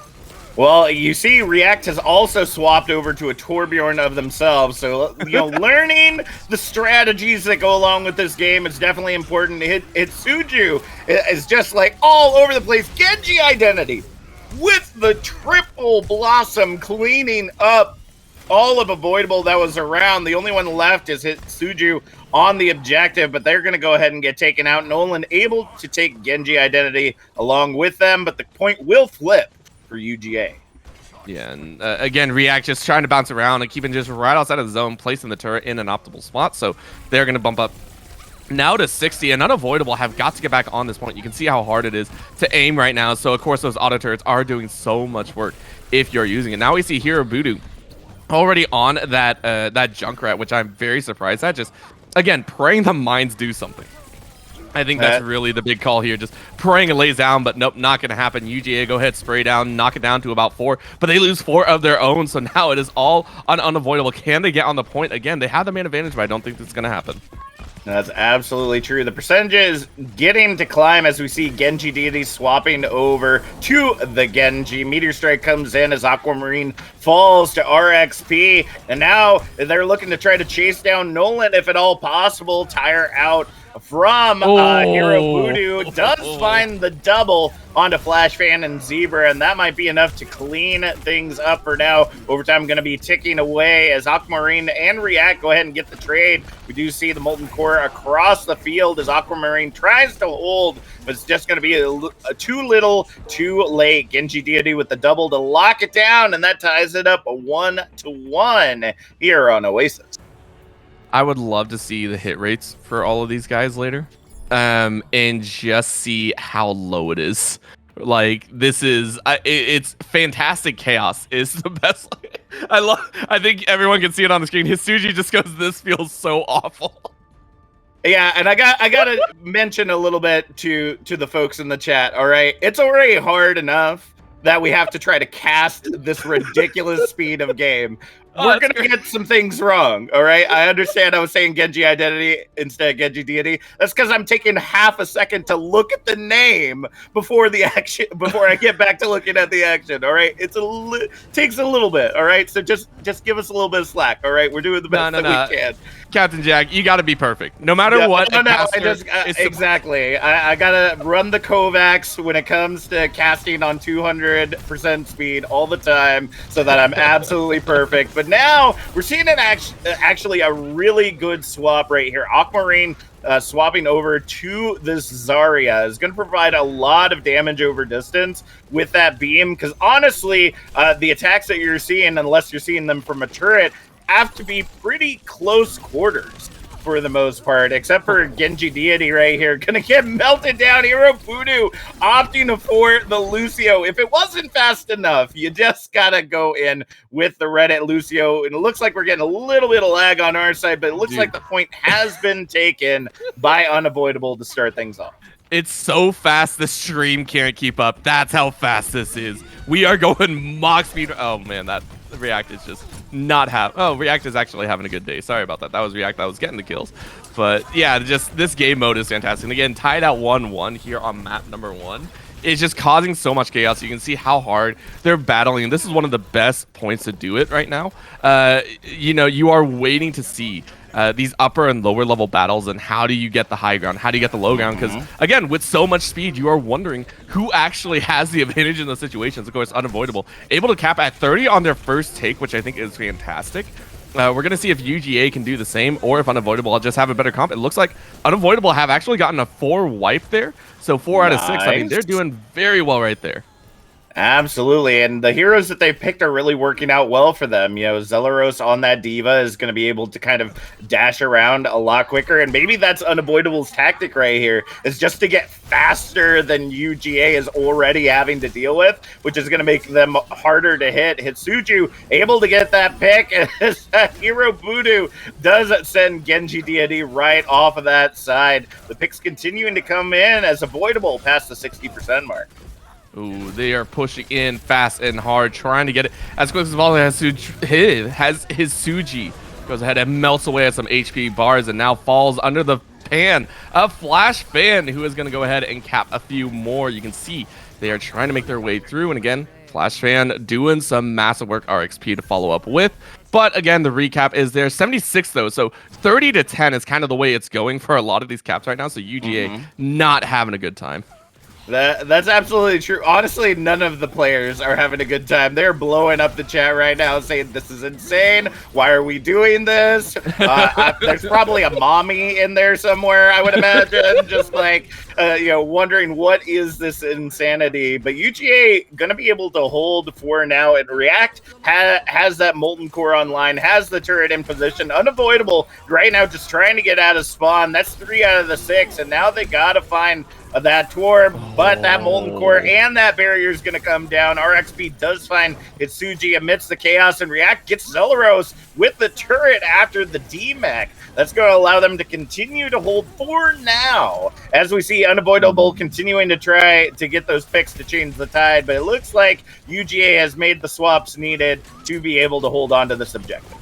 Oh my gosh, I can't believe Aquamarine actually got that kill on the turret. Swapped to the turret and just pre-fired as hard as possible. Was able to take it out, but still lost their life. So now we're actually tied. UGA able to bring it back. Can they continue this run? No, they can't. It looks like because they're getting sniped down every so often. Unavoidable still with a lot of HP bars, still up and good. RXP going ahead, running through with the Doomfist. Going to try and punch. Gets one punch. Can he get the other? He's going to go on the Turboborn and gets it. That is the turret down as he's going to go straight into the ultimate and straight down in the center. Who is he going to get? No one. But he is going to zone clear on the point, so it is going to be Unavoidable going ahead and falling just a little bit. As 95, 96, hoping for a little bit more. 97 punching up UGA, might be taking it home.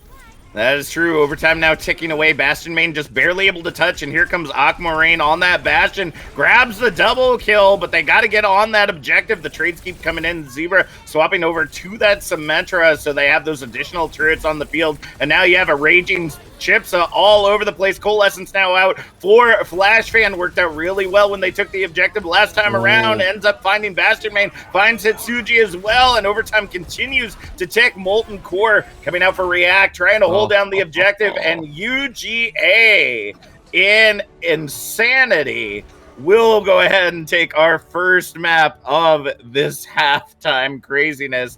And it looks like we have reached a third of our goal, getting up to $330 for donation. After all the chaos, we have seen an increase. And again, thank you to all who had donated again. We had talked about it before, right? But it is fantastic for those that have donated to be able to donate to such awesome charities and such awesome organizations and be able to try and help out all these people as much as possible. We understand that, hey, might not have a whole lot to give, but any amount really does matter. And we say that from the bottom of our hearts. Thank you so much to everyone that has donated thus far. And we hope to continue seeing these donations go through to these awesome organizations. Yeah, speaking of donations of any amount, we have Shin, Godo, Hondo, Ekusu. I hope I pronounced all that right, with $1 in there. So thank you so much for that. $29 coming in from Illegal Mushroom as well to get us up to that 330 mark. So once again, thank you so much. This is all going to incredible causes. And as you know, that next goal that we have, $500, does include a lot of torture for the players and staff of this event. So be sure to try to get us there. But let's go ahead and try to break it down a little bit, what we just saw. So we kind of talked about this a little bit ahead of time, Orbital, that with speed there is a bit of strategy that goes into this. And it seems that the teams are kind of figuring out the things that work. Yeah, with great speed comes great responsibility, my friend. Indeed. That is the exact reading I think I was going for there. I totally don't have a cheat sheet of all the words that I do want to say, all those sayings I want to say, but It was excessive, and again, I know, right? But it was fantastic to watch, and the number one thing that you have to get used to is literally playing on the highest sensitivity. Is basically what these guys did. It felt like, because I don't think it's just movement speed based. It is all speed altogether. So basically, your sensitivity has increased 100%. If you can imagine that, go into any FPS game, turn your sensitivity all the way to 10, 100, whatever it is, and you will see how bad that hurts. You are swinging like crazy. A single move of the mouse will send you flying. So you can see immediately a lot of people jump straight to the shotguns, straight to the machine guns, and basically pray to hit. It is a spray and pray game in an essence. And I love it so much because there is no sniper. We did not see a single sniper come out at all because there's no reason to, right? So it's just spray and pray. But the main thing is, as time went on, you started to see them still fall into the line, which I think is kind of fun to see. You see them fall into the line of still push as a team, lose as a team, win as a team, whatever it is. The problem is they're not winning these fights on the point. That's the worst part. So you see them like they win the fight and they're like, yeah, we won the fight, we won the battle. Where do we cap? Where do we cap? We don't know where to go. It's just terrifying to watch that. So I love seeing it so far. They're learning the shooting mechanics. So it's like learning Overwatch all over again. Learn where to shoot and then move to the point. Yeah, that's literally how it ends up going down. And I'm going to be really surprised to see kind of what map gets chosen next. We're going to be heading to Hybrid again. And it looks like we are heading to Blizzard World this time around. Now, this has a lot more high ground advantage, so I would actually expect maybe like a Soldier 76. Chips are coming in on that McCree. That's kind of questionable for me. I can't say that would be what I'd recommend. I mean, okay, swapping over to the Genji, definitely much more of a standard pick, at least with the spread shuriken shot you got there. Zebra is going to have a very interesting time on that Pharah. I mean, they're gonna not even gonna go for that. It looks like, okay, I'm just getting debated. I've lost all of my history of casting, all experience I know, and I'm getting debated left, right, and center today. Yeah, they just want to keep you guessing at all points, and I love it. Again, if we do get the Soldier 76, I want to see it because that ultimate could be a game changer, right? That is essentially just a mowdown feature, but immediately right out the gate, we see 2 fall from UGA. They get destroyed, and Genji Deity is going to go ahead and have his health dropped as well, and already Unavoidable, showing why they deserve that name, sweeping through. But a firing back from UGA immediately stuffed that attempt. So the capture is only going to sit at nigh half a third. Wow, I can't do fractions. Woo!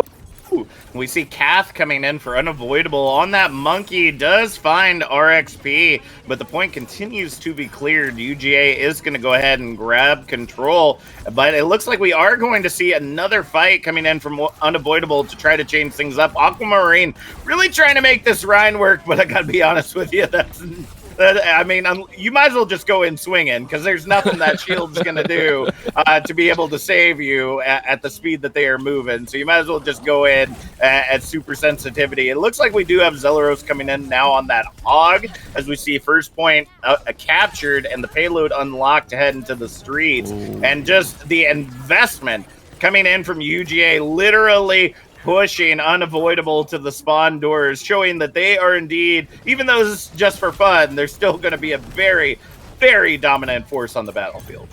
Yeah, so far we've been kind of watching Chips run around so far, and hopefully we get to see a few others as well because this is just a maniac play from everyone. There we go. We get Batch and Main getting a slice through Chips, just as we talked about, and the Genji's popping off. All right.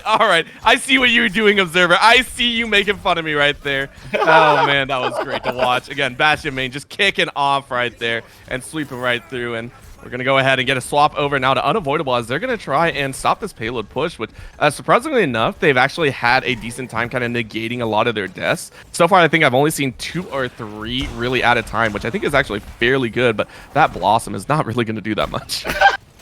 I mean, you know what? If you're trying to get rid of a Moira in your backline, I guess it kind of does something. So, you know, I always say if an ultimate gets one, then it's worth it. But Zelaros is the interesting pick right now. Coming in on the hog to try to keep their health up. because those hooks aren't hitting anything. I don't care if you're an Overwatch player. There's no way that you're going to be able to accurately hit hooks over and over again at 200% speed. So it's all about the health, and it's all about that scrap gun, especially with the whole hog ultimate. Going to be able to spread a lot of damage over a very wide area. But now we have RXP coming in. I see that one shot, just boom, right on out of there. Didn't even have to really, I don't even think that was the alternate fire of the scrap gun. Just deleting the Tracer. And Kath now out on this Torbjorn. Another Blossom comes out, but Zelarose just sniping right now with the Roadhog, and will continue to clean things up as they hold the streets. Oh, that's rude. When you get a shotgun to the face of just junk that you thought you were never going to see again, that is going to be the pain that everyone feels. Aquamarine, you can see in the very top, is going to go down. But again, Bastion main so far has done very well and is trying to fight out, I believe, against this Pharah, and is not going to make it work. So immediately tries to jump away, is going to climb the way up, and that's going to be Nolan going ahead and trying to spread down as much as possible. Gets a couple eliminations, moving through some of the walls, and is just going to flip on through, get a little bit of help from the Winston, or not Winston, I'm very sorry. That is going to be a little bit of a hamster ball rolling through there, and that is going to be the pour through. So very nice hold from Unavoidable. Get a couple kills, hold onto the payload just outside. I think it hasn't even reached the first checkpoint, so Unavoidable going to be happy about the stall out. All right, and Zelarus is going to go ahead and continue to help hold that objective. Minefield does come out for Hitsuji as the whole hog looks to push back. They're wanting to send UGA back to the spawn doors. They want to get those fusion uni touches that they were seeing all through Contenders Trials. They got a little jealous of that, but it looks like Bastion main going to live up to that blade as what? How was Aquamarine staying up there? That's a new one right there. I haven't seen anyone like just getting those. What? I think this is the power at 200% speed. Is it? Oh, I think it is, actually. I think it's countering, like, the natural fall of the game so that Aquamarine can just stay there. And here comes the self-destruct, looking to clean up. Does grab one. Aquamarine coming in with the remake and trying to get Genji Deity, but not going to be successful right there. The Blossom comes in, but Aqua able to eat up a majority of it, will still get shredded in the end as Chipsa comes in with the blade. Single, double, looking for the triple, but not going to find it in the end. The point gets cleared, and as soon as they are able to get Kath off that objective, team kill rings out with 2:45 on the clock, heading into objective 3. Oh, man, I think they're going to be happy about that, right? Unavoidable. You can see him kind of scrambling now with the chase on from Chipsa, who is literally running, I think, straight through the back line, is starting to zero out people left and right, and that's all you need, right? As soon as you send the defensive team into disarray, you pretty much won the attack. So you can see the push going on.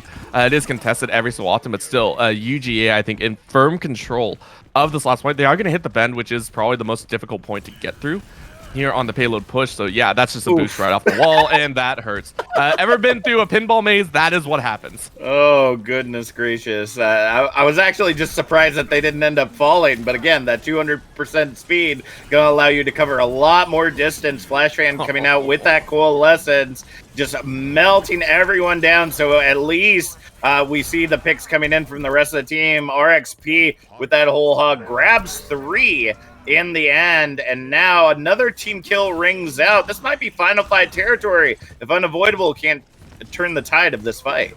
No. Remember, it's 200% speed, so it's 2 fights at least, right? Batman. That's how fast it's going to go, so we have to keep that in mind.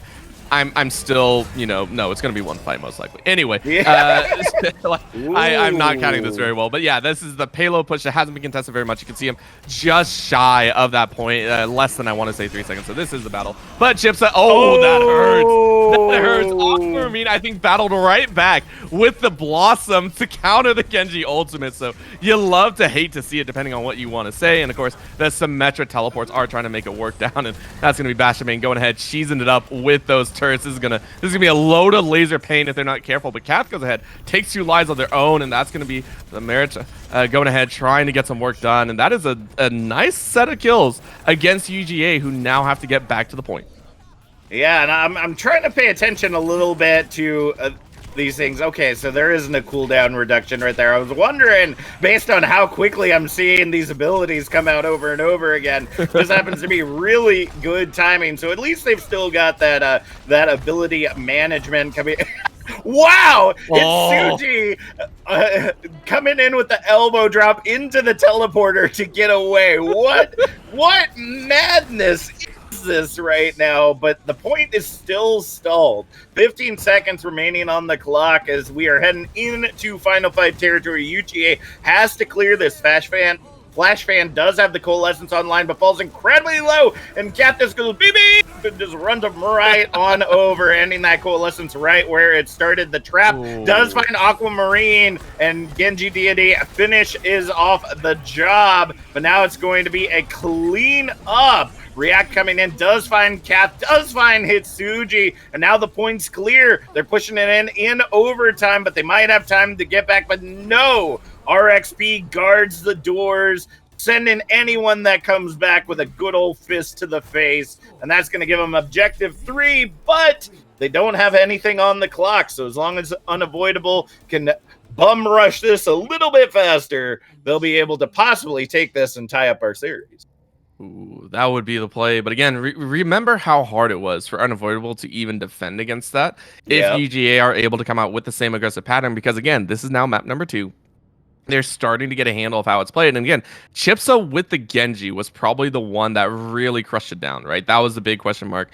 How well was he going to play on the Genji? And he's flawless, right? The speed, the damage, the health, doesn't matter to him. He will slice through it all. So up to Unavoidable if they're going to try and manage this as much as possible.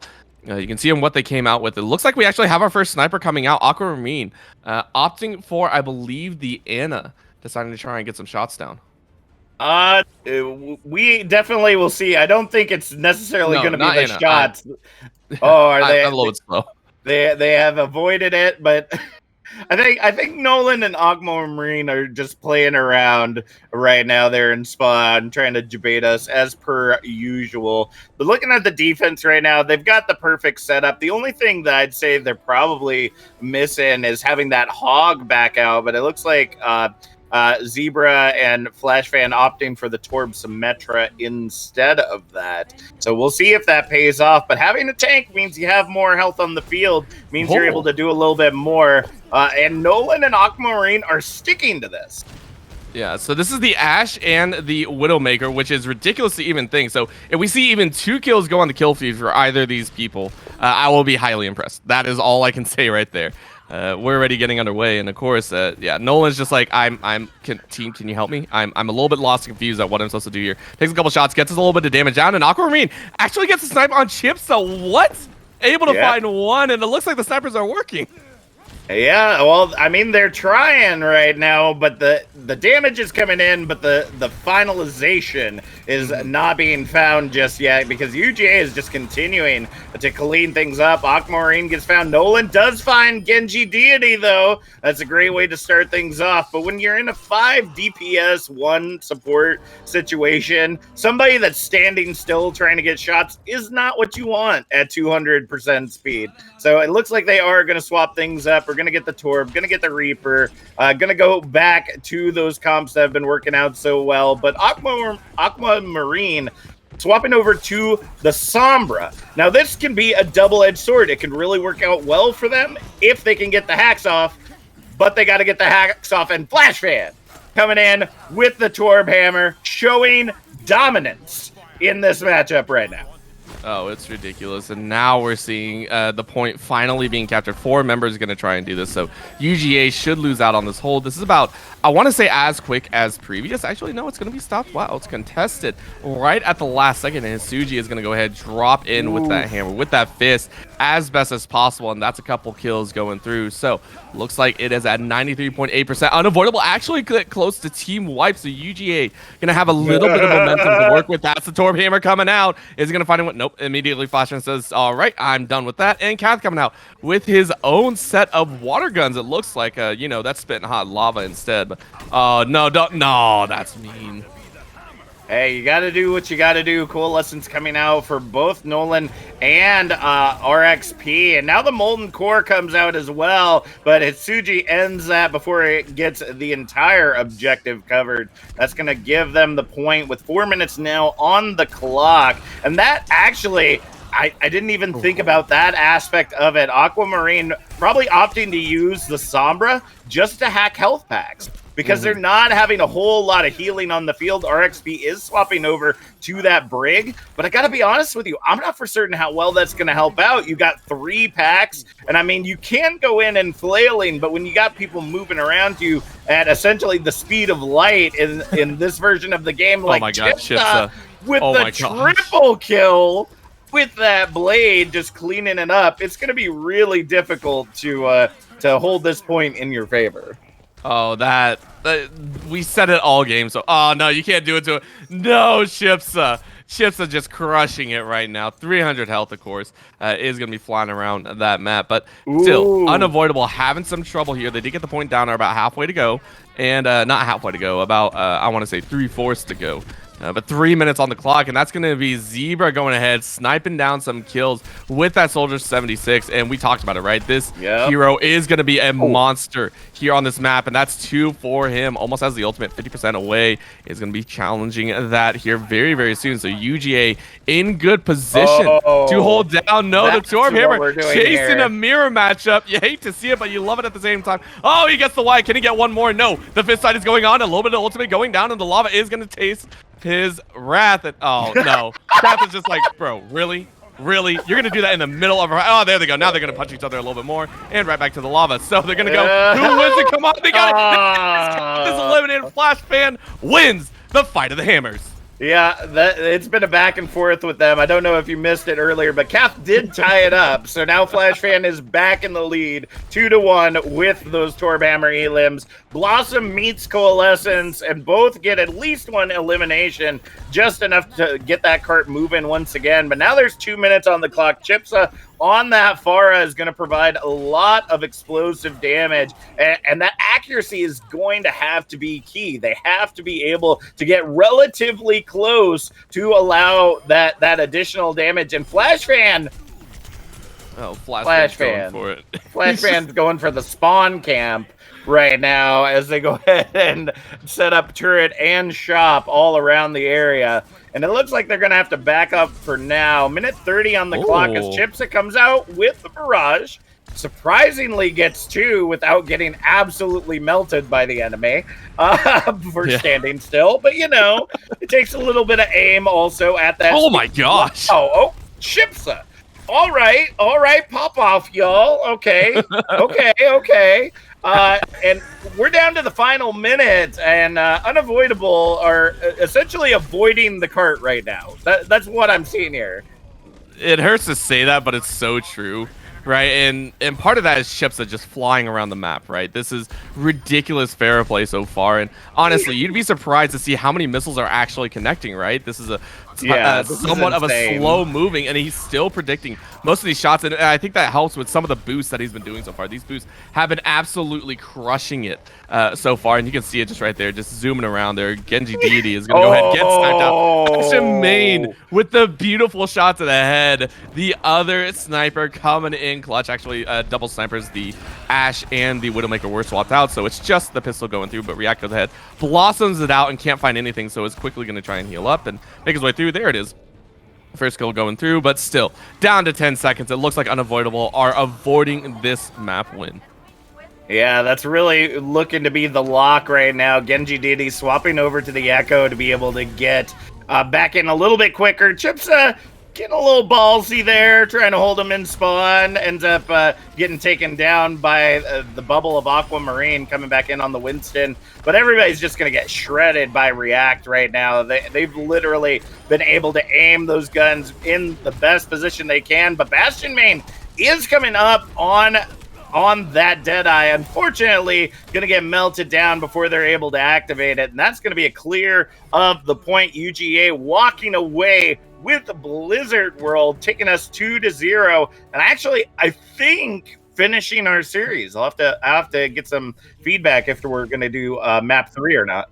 No, that is going to be it. That is 2 wins to UGA. And I mean, of course, they were, let's give them credit. They were winning in the main match as well. But that was a fantastic one to watch. As again, just Chips going ham on this. I'm amazed it wasn't the Genji play, though. But I think that damage was there for the picking. So very, very well done.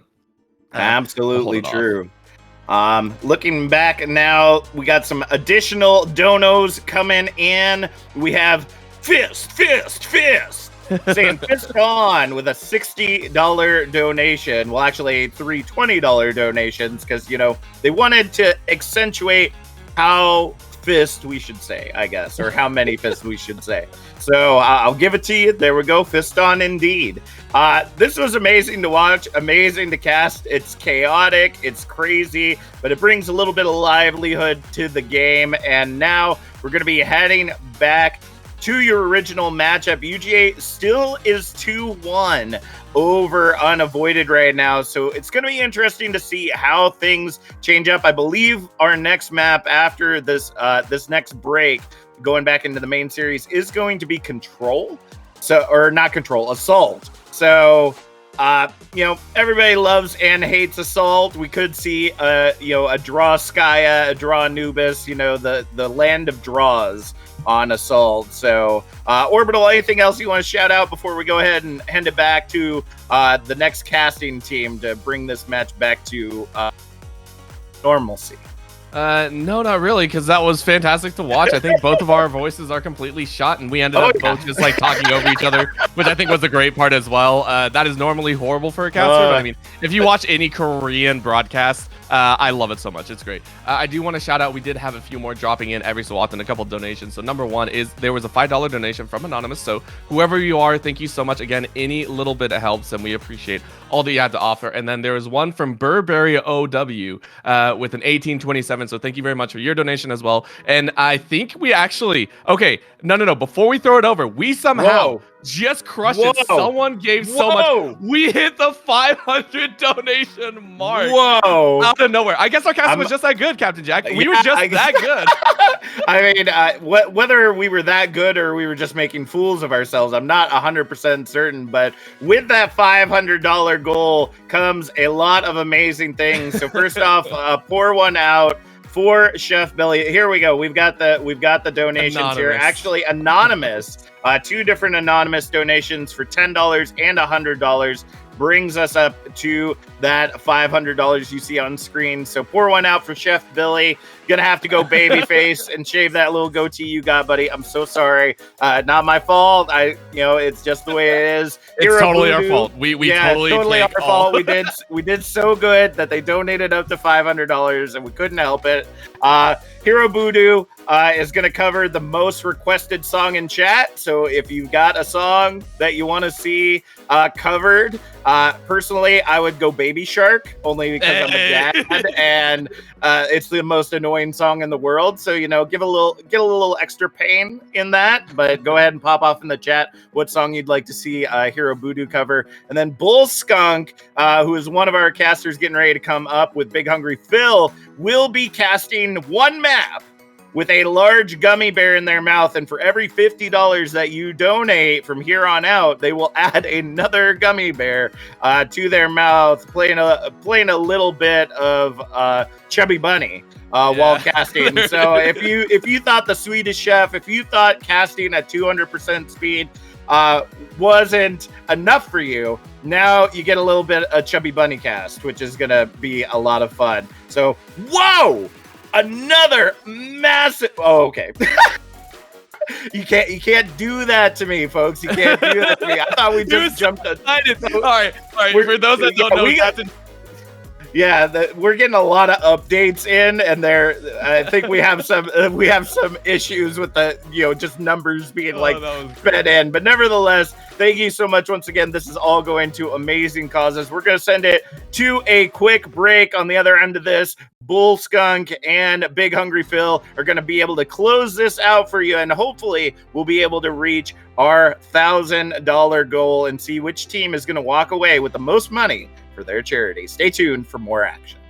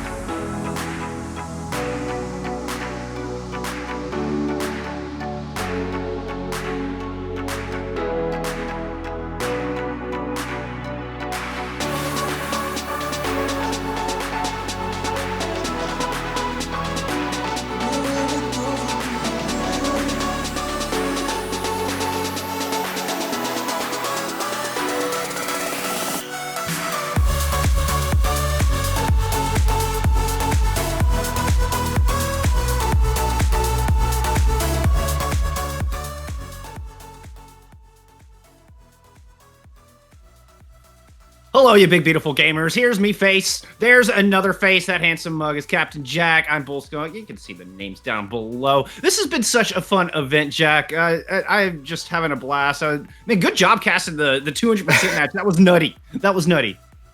Tell me about it. My throat is not a fan right now, even though I warmed up ahead of time. It's just a different level, you know. Like Overwatch, if you look at the casting scene, is already one of the hardest games to cast because of how fast paced it is. And then but what if we just double that? What if we just do it a little more, and then everything you thought you knew as a caster just goes right out the window? Like, that was tough. No containing it. That was so fun. That was so fun. Hey, all this fun isn't without a good cause, though. We are here to support 3 charities. Unavoidable have chosen. Let's see. Let me get it pulled up. The Outright Action International is a nonprofit that works with international, regional, and national levels to research, document, and defend and advance human rights for LGBTQIA plus people around the world. And then on the other side, the Uganda Air Force, they're playing for the National Multiple Sclerosis Society, fights for a world free of MS while working to empower those currently affected by MS to live their best lives, and also for the American Foundation for Suicide Prevention. So a voluntary health organization gives those affected by suicide a nationwide community empowered by research, education, and advocacy to take action against this leading cause of death through research, education, advocacy, and support of survivors. So we're tackling physical issues, psychological issues, and social issues here today, Jack. Yep. I mean, and that's the goal of a lot of charity matches like this, is that, that there are a lot of causes out there. And honestly, if we could give to them all, we would. But, it's great to see these teams coming together, creating this special event to be able to do that. Speaking of special events, it looks like Chef Billy has already done their $500 goal. Can we get that? Oh. Smooth Billy, happy.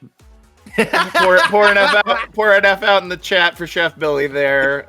What a baby face. What a baby face, that cutie. But also, we're still looking for song suggestions to be able to give you that cover. And if I remember correctly, let me look at my sheet real quick. Every $500 afterwards, Hero Voodoo will do another song. So let's get the first song on the books. Start popping those suggestions in chat. Saw a couple of those earlier. But let's get to talking about kind of what we saw before that insane halftime that just took place. We see UGA up 2-1 right now in our series and are looking relatively dominant against Unavoidable. I'm going to be interested to see who ends up coming in after the halftime break, seeing if some players are able to get, a little refreshed, a little, mind back in the zone, and see if UGA can turn the series around. Well, in case you're just joining us, this is a no roll lock charity event. So we've seen quad DPS. We've seen a little bit of goats variations with some Doomfist thrown. It's been a lot of fun. It's been some wacky and woolly compositions. So I anticipate that to continue. Just a quick recap. UGA able to take Lijiang Tower 2-1, then won on King's Row 6-5 after a intentional C9 from what they were saying in chat. But, Unavoidable able to bring it back. They took Havana, and now we sit 2-1. Now, map number 4. Well, we're headed into Volskaya here, Jack. That's true. And, like we were talking about before we went into the break, Assault is known for draws. So, the way that these teams have been playing thus far, we totally could end up seeing that happen going into this map, which will just extend all of the extra fun we get to have of watching and casting these games. So, going to be really great to see if they can pull that off. Looking compositionally at Unavoidable. Now, this is their map pick, if I remember correctly. Or no, actually, this should be UGA's map pick. Yes, sir. This is Uganda Air Force. Uganda Air Force choosing Volskaya, and it looks like Unavoidable may still be in that halftime fun game mindset, because they're coming out with the triple DPS, and they're gonna opt for the ball to go ahead and create some space. Looking at the attackers right now, it looks like we do have Uganda NF1 coming in with the Hog. And we're actually going to get a little bit of Gravitic Pig with the Sigma going with this 2-2-2 composition. It did, and the triple DPS was kind of the goat killer. Now it's not quite the same heroes. We've had Echo introduced since then. Aqua gotta come up with 2 quick picks right out of the gate, trying to slow Uganda down. I did want to give a quick touch on our donos during the break. We had a $100 dono come through from Simple Minded saying, "You better win, UGA." Well, so far they're struggling a little bit here on Volskaya, but it's early. It's early. Exactly. It's only the first minute of the game, and they're already getting some picks in there late coming in on that Echo. Gets melted down by Mr. Spaz with that boop. A little tinnitus as they head back to spawn. And now they're going to go ahead and continue to clean things up here and retake control. Try hard with a nice kill on Majin, but some long distance shots from Lucio, trying to give UGA a bit of an opening. See Nolan way out there, obviously. Normally you see Nolan on the support. Ball looking a little ahead of the team.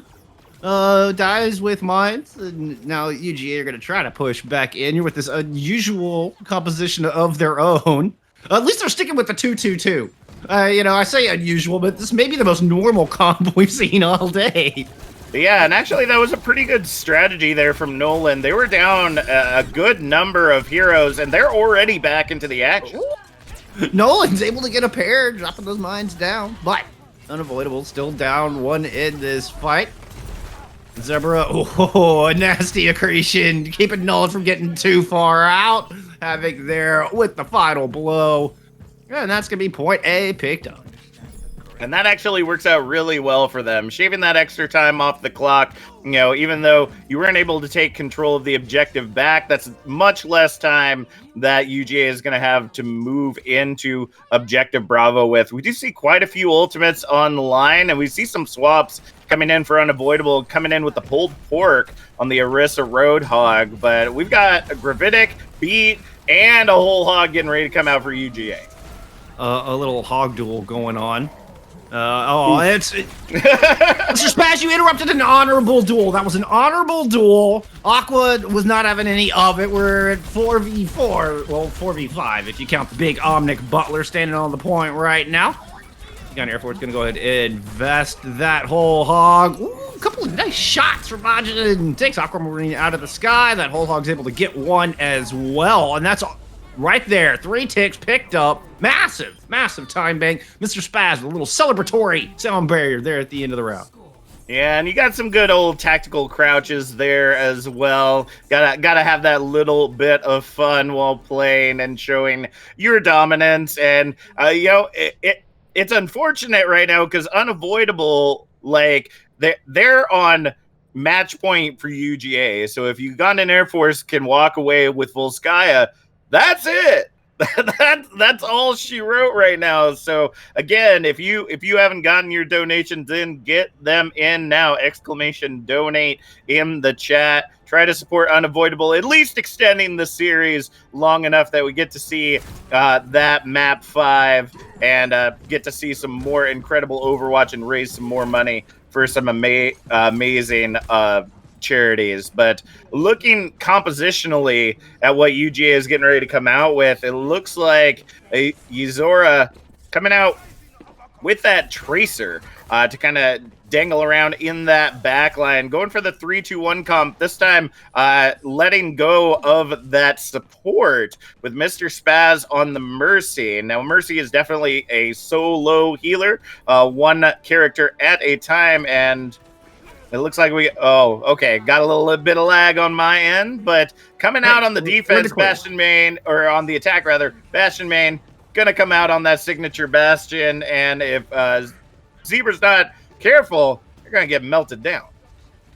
Unavoidable's comp looking a little bit more try hard, no pun intended. They themselves coming out on the Orisa, keeping that pulled pork thing going. Zor going all the way in that back line immediately.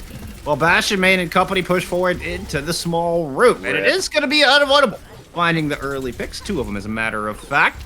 Zora tried to come in and harass Bastion Main a little bit, but gets scared off pretty quick. It's sitting under half health. Stalemate. It's a Mexican standoff for the mini health. Oh! It's gonna be unavoidable coming up. Oh Zora is the last man standing here on Volskaya Point. As the stalemate continues. Oh, there we go. No, and there's the recall. Bastion Main eventually just gonna baits Zora, just sticking their head out. Bitter takes it right off.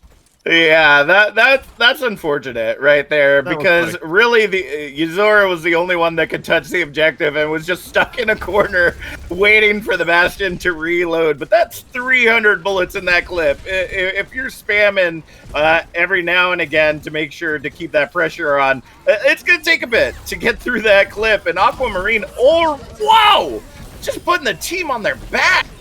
Yeah, you know, Supercharger's a pretty good ultimate. Aquamarine's able to utilize it beautifully. Finds a 4K in that. And we're going to extra innings with, well, assuming UGA can't burn a minute 20 off this clock, both teams will have more time than what they started with indeed. Now, of course, that will get taken down is the 2-minute mark. But when they finished, both teams finished with more time, 4 and 5 minutes plus, respectively. I mean, this has been all offense, no defense, Jack. Yeah, that's true. And I got to say that I'm excited and I'm a little sad. All right. When you're going for donos, you always want to see the funny numbers, the 69s, the 420. And we were so close to 69, 420, but somebody just blew it out of the water with a $250 donation from Anonymous saying, "Let's go UGA." So that means we are that much closer to our final goals there, folks. I think we Big Hungry Phil, who actually is supposed to be the one that's here, unfortunately having some computer issues. So hopefully, again, we get to extend to that next map, because, you know, they said that they're going to play their guitar and sing a map during an offense or defense. So it's true. I personally would really like to see that. And even if UGA walks away with this, I think we're going to have to keep playing just so that we can see that happen. Well, and I've got a dono goal that we crossed at 500. Oh, that's right. This is gonna be a chubby bunny mouth. Like, I wanted to wait till next map so I could utilize the camera, show you all exactly all the gummies I'm gonna stick into my mouth to try to cast with. So we're gonna get some singing chubby bunny casting going on for map 5. That's gonna be awesome. Can't wait. Back to the task at hand. We're back to a little 2-2. Well, actually, no, it's gonna be a triple DPS comp here with the Ash and the Doomfist coming in on the attack. Quick trades. Aquamarine took down a pharmacy. Oh my goodness. What? To anyone that says that a Junkrat can't aim, Aquamarine is really proving that not to be the case. And it seems that Genji Deity is maybe a little upset about that. Yep, it's you got an AFI to kill there. Oh, Zebra taken out of the sky. Havoc with a little revenge. This is insanity. I've heard that it's actually supposed to be pronounced zebra. That's what Trevor Nolan taught me, and that's where I get all of my vital information is from comedian Trevor Noah. So, well, you know, we'll stick with zebra. It's okay. Like it's. It is what it is. Late getting that final pick right there is going to go ahead and push back UGA a little bit longer. They're under the minute time bank, though, so they pretty much have maybe a fight, maybe two, if they come back in with a rush comp. And with the ultimates online, they've got to utilize those in a way that Unavoidable can't survive long enough to keep things going. I mean, it's one last chance here for UGA. They got 20 seconds to make something happen. It doesn't look like it's going to happen this time. It's Unavoidable playing very aggressive right up in the choke, able to just stuff UGA. They're looking to tie up this series. They're going to be coming here with 3 minutes. They'll just need that 33%, and we'll head to map 5-2-2. That is, well, it's not absolutely true. We could still see Dralskaya here. I hate to say it, but it is sure. Still, no, I'll say if they get that 33%, if of course. they get that 33.3%, definitely. Looking in the chat, though, I do want to mention this. there was a comment from the God of Narwhals saying that if someone gets it to $950, they will finish it. So they will give a $50 donation, helping us reach our $1,000 goal. So let me do some quick math right there. That is in chat. Yeah, be 67. Well, 67, 73 to be exact. There we go. My math not that fast today. Wasn't expecting that one, but yeah, we'll go ahead and get that up to 1,000 right there. So, I'm being informed no. No? I mean, I'm going based on what the game chat is. Are you God of Narwhals? I wasn't 100% for certain there. We might be talking. So our producer is also Narwhals. So I'm not for certain if these two people are one and the same. So it's I'm not 100% certain on that. We'll get clarification on that. Okay. So.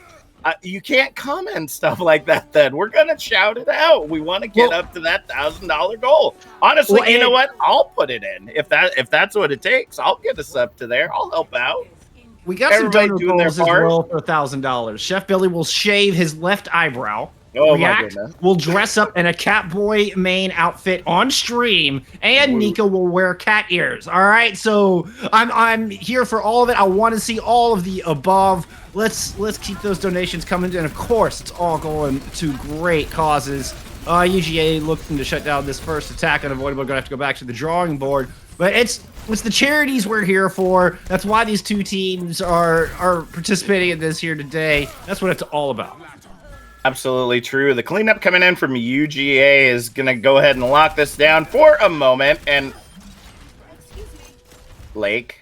Well, Lake living up to their namesake, hopping into the frozen lake at the moment. Become one with the lake. With the lake. Goodness gracious. Roadhog, Roadhog's a thick boy. I think Roadhog would struggle to swim a bit. I gotta admit. Oh, you don't have to worry about swimming when you're that big. You just float. I speak from personal experience right there. so coming in now, it looks like they're still utilizing Bastion main on this Bastion, but they don't have the shield anymore. Try too hard to swap over to this ball to try to see if they can dislodge some of this bunkerish nature that they've got. Yeah, Lake tried to get a hook in, but just ate an accretion rock right to the face. And is now getting punished hard. As Havoc has come up with a pair of kills, the Bastion will get one. And Majin's over there trying to dislodge the big Amic Butler in there as well. Will be the ticket. Bob did something, Jack. Bob did something. Bob indeed did something and melted down that backline. And already we're down to almost a minute remaining on the clock. So I'm not for certain if Unavoidable is just trying to throw this match to get us into extra innings, or if they're just having a hard time breaking through this defense. You know, it does go to show that there's a reason why 222 exists. It's extremely powerful. It keeps the team alive. And anything that kind of deviates from that, compositional wise, does make it really hard to break through. But Aquamarine does find that initial pick that might dislodge. Oh, it's going to be a Nano Coalesce that's on the battlefield. Zebra trying to respond with the Phlox, but the Nano Coal, it's just too much. It's too powerful. UGA cannot withstand an Unavoidable tie up the series. We're at 2-2. It'll be UGA's map pick when we come back with map 5. Absolutely. It's gonna be Aqua. Nice. Please tell me this is the pharmacy kill. Oh my goodness. The snipes. Nope. Surprise! Yeah. There's the Junkrat. That is definitely a junk diff right there. That was absolutely amazing to watch. We did get another donation as things were going out from Tukio with a $5 donation. Thank you. Remember, every little bit helps. We've had $1 donations. We've had $250 donations. So if you got a little bit to give to these amazing charities, be sure to do so. Remember, the winner of today's event will walk away with 60% for the charities of their choice, while the other team walks away with 40%. So everybody gets to walk away with something for some amazing causes that we're supporting today. And also want to give a shout out to Claus. We had a $10 donation from them earlier. I think we may have missed that one. I just want to make sure everybody gets shout out. It is truly appreciated. Absolutely. Just thank y'all so much for hanging out with us, enjoying some fun times, and supporting these wonderful charities. It's just wonderful thing. Wonderful thing. All right. Are we gonna try to take a break so we can get Phil in here? Yeah, we gotta get Phil in here. I want to hear the melodic casting of Big Hungry Phil. I am ravished for talent. I want to see it. So we're gonna send it to a quick break, folks. Don't go anywhere. We'll be back to see how this match ends in just a few moments.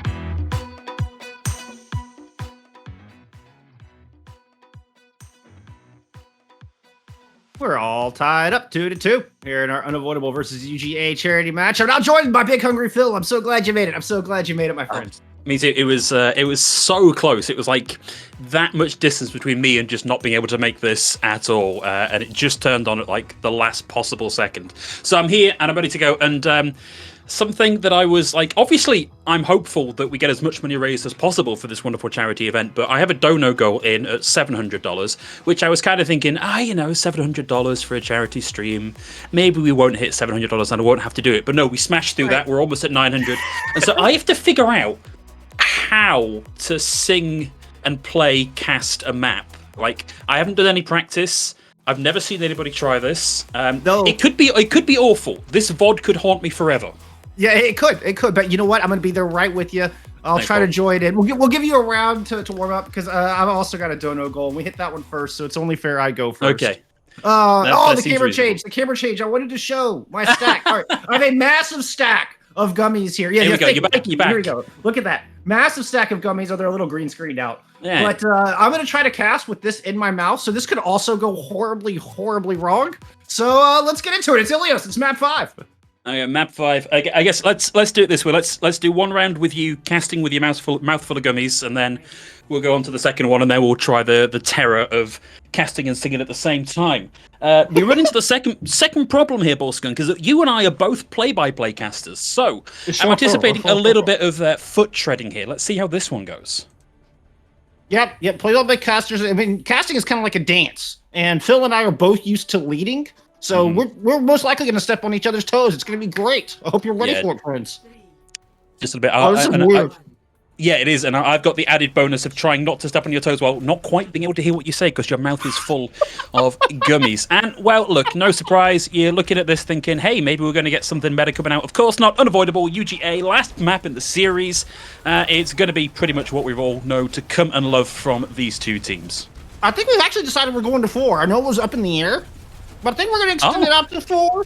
I don't know. That's kind of what I'm seeing. Who knows? You know? Oh yeah, no, you're quite right. I'm just in the habit of first to 3, but you're quite right. First to 4. The longer we're up here, the longer we can get donations for. And Bastion Main taking down their res will come through and brings them back into the fight. It's looking like this is slowly going the way of Unavoidable here, particularly as Bastion Main is back in the fight and set up and ready to go. That's in fact going to be the point given over Unavoidable with the first cap. Bastion Main was on that left bridge. Just had a beautiful line of sight down there. This is really weird. And it's sour it sounds really weird. Too. Yeah. I think UGA have a sour taste in their mouth right now.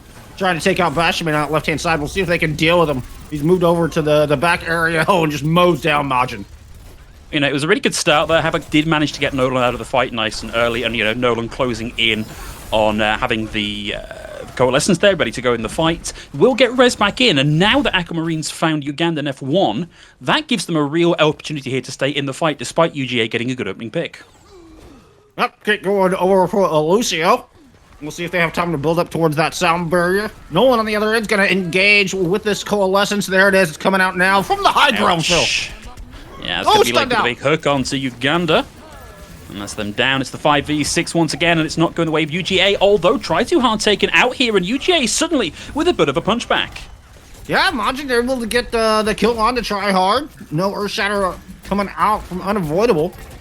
UGA still haven't flipped this point, though. They have some ults to work with. There goes, take configuration on the board. Oh, wow, that's a heck of a mid-air shot. Bastion Main, I guess. You're kind of expecting that guy to be hitting shots like that, and lands in the shatter and just gets painted all over the map with it. Unlucky indeed. Unavoidable trying to do something with the tire. Aqua not fighting anything with that. Tryhard still holding down the fort. No, not for long. I mean, this has been a heck of a time buy, though. This fight has been going on since, I think, about the 60% mark. That was great from Unavoidable to get another 25% on top, and it puts them in, you know, last fight territory. And it's a heck of a start to the last fight, if that's what it is. 2 down already from UGA. Barrett still has yet to use this shatter. And just now making it back in the fight. Aquamarine trying to start things off strong. Gonna work over to the bridge with Bastion Main. This could be deadly. Somebody's got to get up here. Zebra, I'm looking at you. No. Aquamarine just able to close that gap. All the explosions. 2 kills under their belt. And Unavoidable with the point. Yeah, it's going to be the quick flip back again. And really, just nobody's watching this angle from Bastion Main. He's been sat on the left-hand side for most of this round so far. Like, actually having him sat here at the back of the point is relatively new as this fight goes on, but no one's done anything about it. And we're into overtime. Havoc's down to the Coalescence, and it's not looking good for UGA on the first point here of Ilios. No, especially Bastion Main dropping that tank configuration. I'm so trying hard to enunciate these words. There we go. That's gonna do it. And we'll look forward to the sugar rush through the rest of this map series. It's a lot all at once. You're not got a family history of diabetes or anything, have you? No, sir. We're good there. Good. We're good there. Good. All right. Okay. Right. Now I've got to try and figure out. Yeah, it's nice to have you back in non-Fluffy Bunny. Do you call it Fluffy Bunny in the States? That works, yeah. Yeah. Nice to have you back with your normal speaking voice. Right, honestly, guys, I anticipate this possibly being one of the worst things I've ever put my name to. But we're going to give it a go. We're going to give it a go, and we'll see what happens. I assume you can hear this. At all? I have no idea if this is coming through. No, I'm not picking up any guitar on my end. Hang on. Let me try again. Oh, there it is. There we go. Okay. And it's the high ground entry from UGA, pushed to the middle of the point. Havoc with the early kill, taking down Tryhard, running in the back and looking for the Roadhog. And the breather trying to get away now. And survives, comes around the corner. Aquamarine with the last second plastics. Havoc out of the fight. You got DF going to the high ground. Bastion Main's gonna run him off the point. UGA run into the objective, but they lose Yuzori along the way. Try hard making his way over to the point, but UGA have some control. They're building up percentage right now and looking to take round 2 of Ilios. That's I honestly, I don't think I can manage any more of that. I don't think anybody can cope with any more of that. If you've got any problems with the amount of that for the donation, you can come and find me after it. But good lord. Thank you for stepping in there. Yeah, you did a wonderful job of stepping in there. And yeah, UGA taking a little while to, in fact, not solidifying that. 9% already on the board for Unavoidable, despite an early cap for UGA. Yeah, Unavoidable will flip it right back over. They're going to have some ults to work with coming in. I'm looking at Aqua with this tire. It's been absolutely on point with these. A cheeky little spot. Unleashes the Rip Tire. Coming in from over the top is going to find both healers. As a matter of fact, falling under that massive Rip Tire. Coalescence to clean up this fight. Unavoidable maintaining possession of this objective.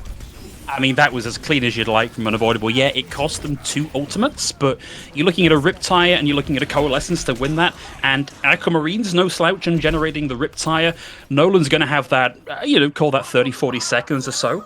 Even though he dies at the back end of that fight, that's unlikely to be enough to really flip this back to UGA, because there's a lot here for Unavoidable still to work with, particularly the minefield I'm looking at. Like, they want to push into the point now, but they've got to do that over the top of the minefield. And suddenly a lot of pressure coming Bastion main's way. Both support ults used from UGA to try to get something done. The Meteor Strike over the top will eventually finish off that pesky Bastion, but Bitter right there with the res. Zebra cannot deny it, and Bastion main is back on top, wreaking havoc. But in the meantime, UGA have managed to sneak their way onto the objective. They're going to use that self-destruct to finally clear Bastion main off the top. That's the problem with, like, that position for Bastion main is it's hugely defensively favored, right? But the second people are out of your line of sight and working on the point, you've got to put yourself into harm's way to make any more use out of that particular pick. And repositioning the Bastion, getting back into the configuration tank form, makes you super vulnerable. All they had to do was just walk past him, and that high ground was completely nullified. I mean, that's textbook definition of high risk, high reward positioning out of Bastion main. Aqua able to take Havoc down. Havoc was instrumental in opening up that last fight with that Reaper off the board. Unavoidable's moving in, munches in the back line, and finally gets that kill on the Bitter. Some nice evasion, but in the end, the poor Mercy goes down, Lake battered to a pulp, and UGA have tied us up in percentage, Phil.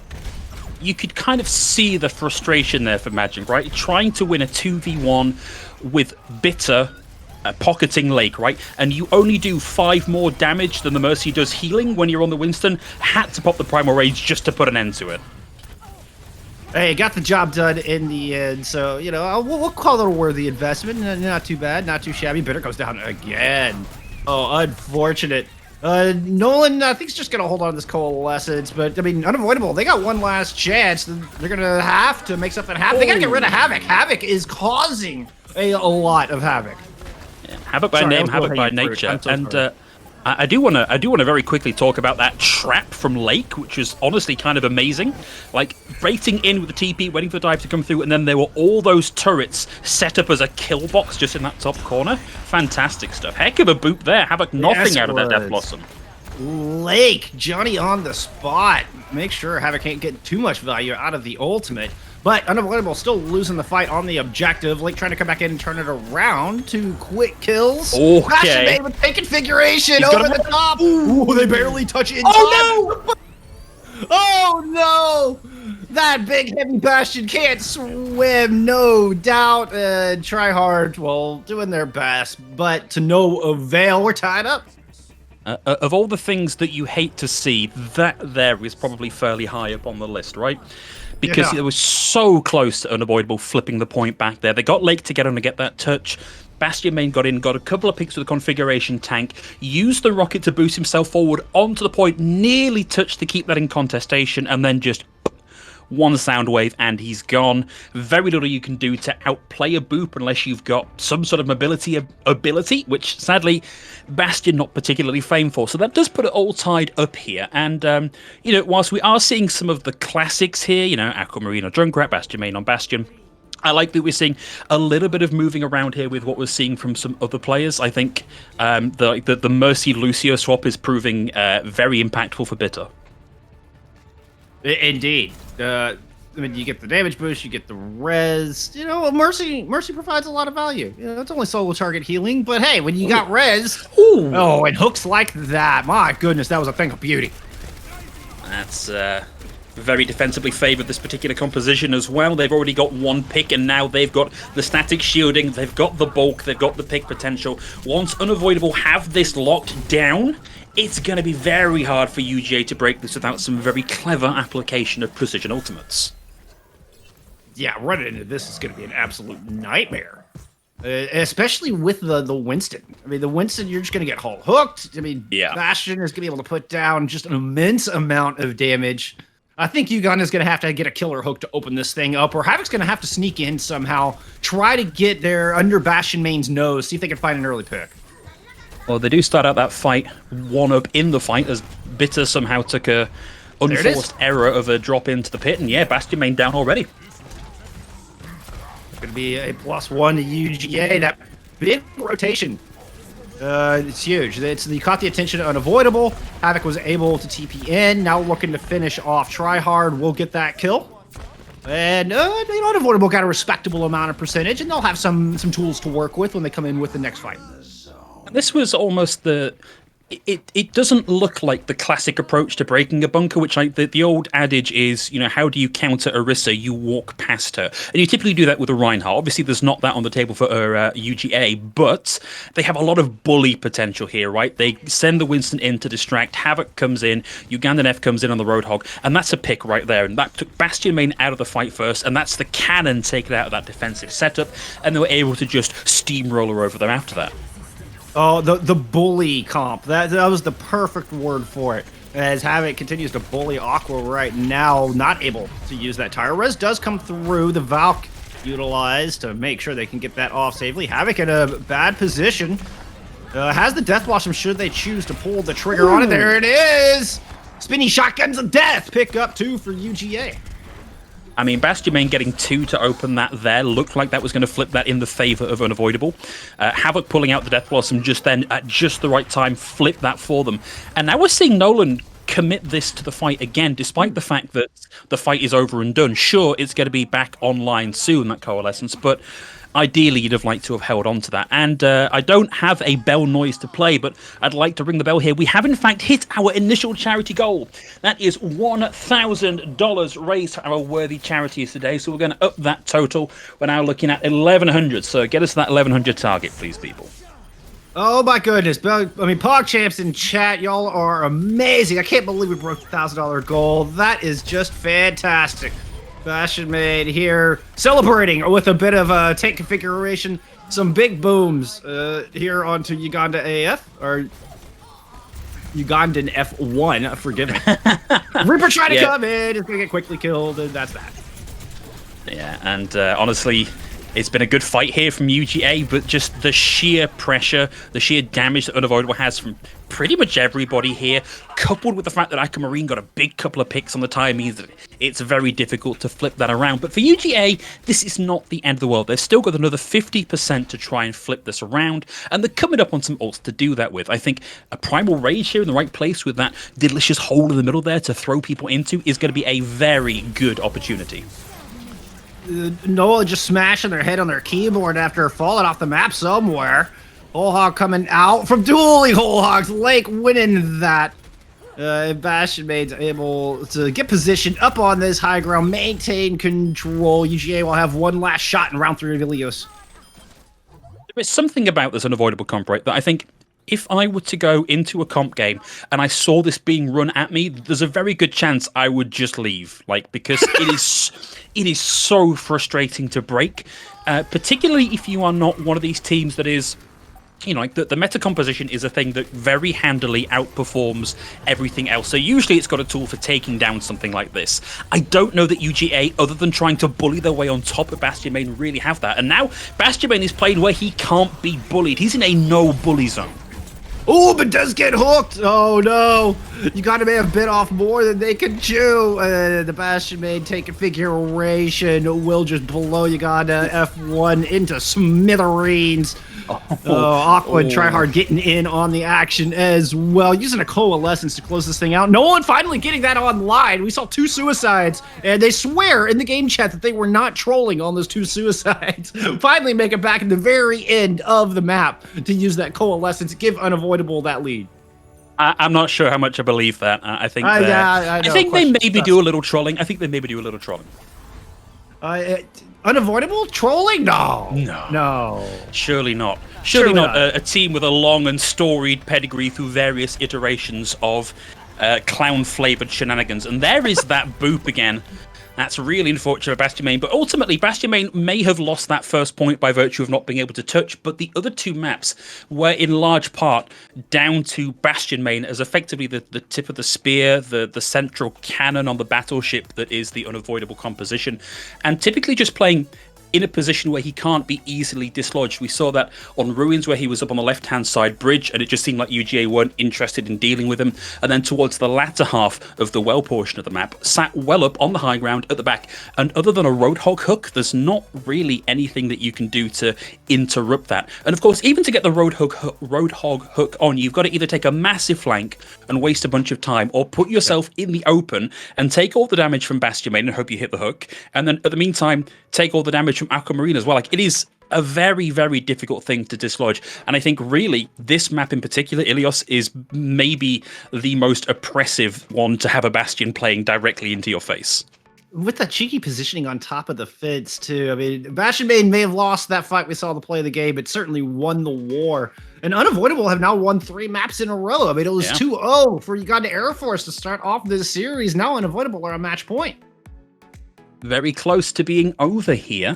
And, you know, when you're looking at a normal game, you're looking at a show match, you're looking at a tournament, you're looking at, you know, any sort of league play, what people want is for the game to be over nice and quick so that your VOD review is not too extensive.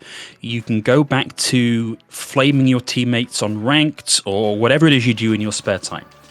This is not the case, right? Actually, our teams would, in theory, like this to go as long as possible. A 4-0 here means we may not have hit that $1,000 fundraising target.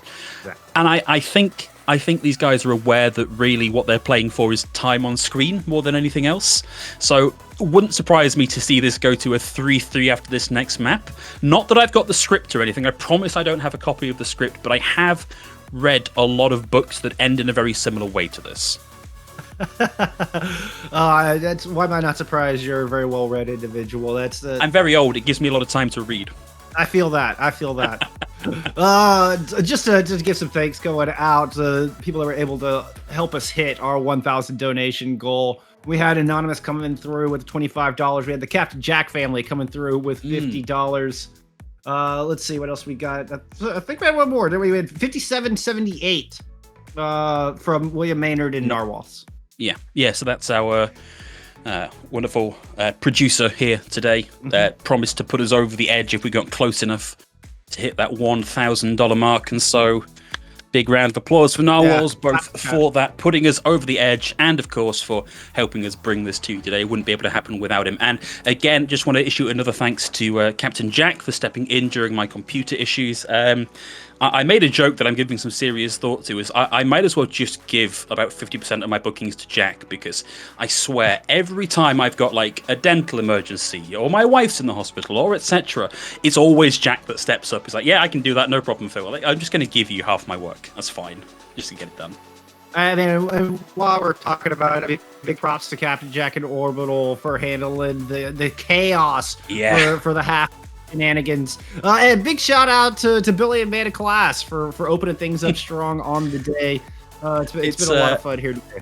It has, and I think it's funny that, you know, myself and Mana Class do a lot of work together. You and Billy do a lot of work together, and so we all signed up for this, thinking, "Oh yeah, it's nice. I'll get to do a couple of games with Mana Class." Nope, splitting it down the middle. Colours in the first half, play-by-plays in the second half. We'll just see what happens with it. But yeah, thanks everyone for being involved. It's been a heck of a day. I think we're just waiting on getting information as to what that next map is going to be. And I'm checking in with Jada, and she doesn't know. She hasn't got a clue. which is surprising. Well, we know we're honestly. heading hybrid, and it can't be Kings Row. That's about all we know at this point, Phil. That Eichenwald, Hollywood, or Noombani are the options. Yeah. Well. Did you have a favorite of those? Look, if you personally had to choose. Personally, I really like Eichenwald. I think because for normal teams and for metas where we don't have something incredibly fixed, I feel like there's a lot of variety across the 3 different sections of the map, right? Because it is so high ground focused in that second part. There is so much scope for playing that high ground that isn't there in the first half, and that you'll be actively punished for in the third portion of the map, where it's all very enclosed and tight spaces. And so you tend to see a lot of variety coming out here. Obviously, there are some things that you would think of as being particularly effective. The Pharah on the defense here on point A, I think, is one that always works particularly well. We have seen the same with a little bit of Echo, although the Pharah is arguably the classic.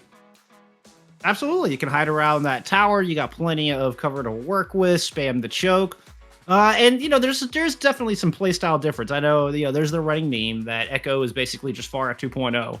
Yeah, but there is some playstyle difference. Pharah does obviously more spam, but with that comes more corralling, more kind of controlling the positioning, as opposed to the assassination style of Echo, where you're doing the dive bombs in, hit that focusing beam, and get the heck out. Yeah, absolutely. But we have just had word that our next map is going to be Hollywood, so all that wonderful speculation about Eichenwald, well, just hold that in your minds for, I don't know, if this game somehow keeps going after the predicted 7 maps, 8 maps. So Hollywood's going to be first off. We're just feeding them general knowledge, Oh, we're just plussing all your ranked games right here. So like the 2 of us. Look, what it is we've spent so long under the shadow of color casters that we're like, no. Now is our chance to demonstrate that actually we do know at least a little bit about this game. So true. We're flexing a bit here, Phil. Is that what exactly? You're telling me? Yeah. We're flexing a bit here. I like it. I like it a lot. Well, I mean, going to Hollywood, a lot of the same principles apply. Point B, still a lot of super important high ground that you've got to respect, you've got to control. Otherwise, you're just going to get peppered down from above. Absolutely. But I do think this is a defensive point, particularly point A, which Unavoidable are going to be very, very strong on, because the denial of access through the choke that a Junkrat paired with a Bastion provide you is honestly kind of nutty. I think might not be the technical term for it. I believe we did have a little bit of background shenanigans going on there before the map started properly, allowing Lake to get an early pick before the match started. But I think this is going to be UGA's game to lose here. They've got to find a better, quicker way of dealing with some of that spam damage from Aquamarine and Bastion Mate. So I'd love to see something with like a lot of high pick potential. I don't think the Widowmaker is particularly useful here, but the Hanzo I think has seen a lot of value. And someone on UGA has got to have a good Hanzo in the back pocket, surely.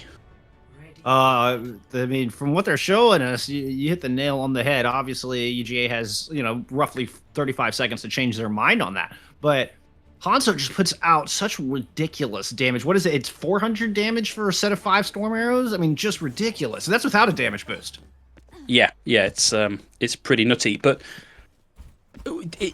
I'd forgotten for a second that we're not running 2-2-2 rules here. Correct. And I was like, wait, why have we got 3 DPS? Suddenly this whole thing, despite being more spammy for Unavoidable, actually gets a lot easier for UGA because there's nothing in the way of the incoming damage. Unavoidable just have to get up and move. But it looks like we're at least going to get some early spam damage here from Lake, and most of that's going to go into the bubble. And UGA get to cross this no man's land, and we get to see what they can do here. Quad DPS with Mercy Moira on the defense. We're going to actually get a little double bubble. It's a pretty standard comp coming from UGA, using the long range. I think they've found Bastion Mate up on that top right. It's going to be early pick. Lake with the early pick, and really. For UGA at this point, you can go in, but this is really just about, at the very least, Magic trying to get as much ult charge as possible. Once that Primal Rage online very quickly, Like, UGA just aren't winning that. They just want ults here.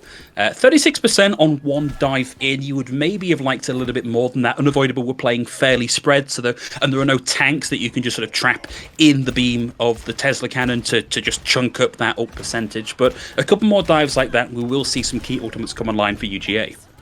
Tryhard was trying to throw in some long distance spam, build ult of their own, went down as low as 28 health. I did just back on out of there. UGA trying to push through main. Havoc's gonna win that duel. Didn't have much health of their own left. Able to pull it out in the end, but two quick kills. Bringing it out the other side as Bastion main is sitting in this corner, and UGA never saw it coming.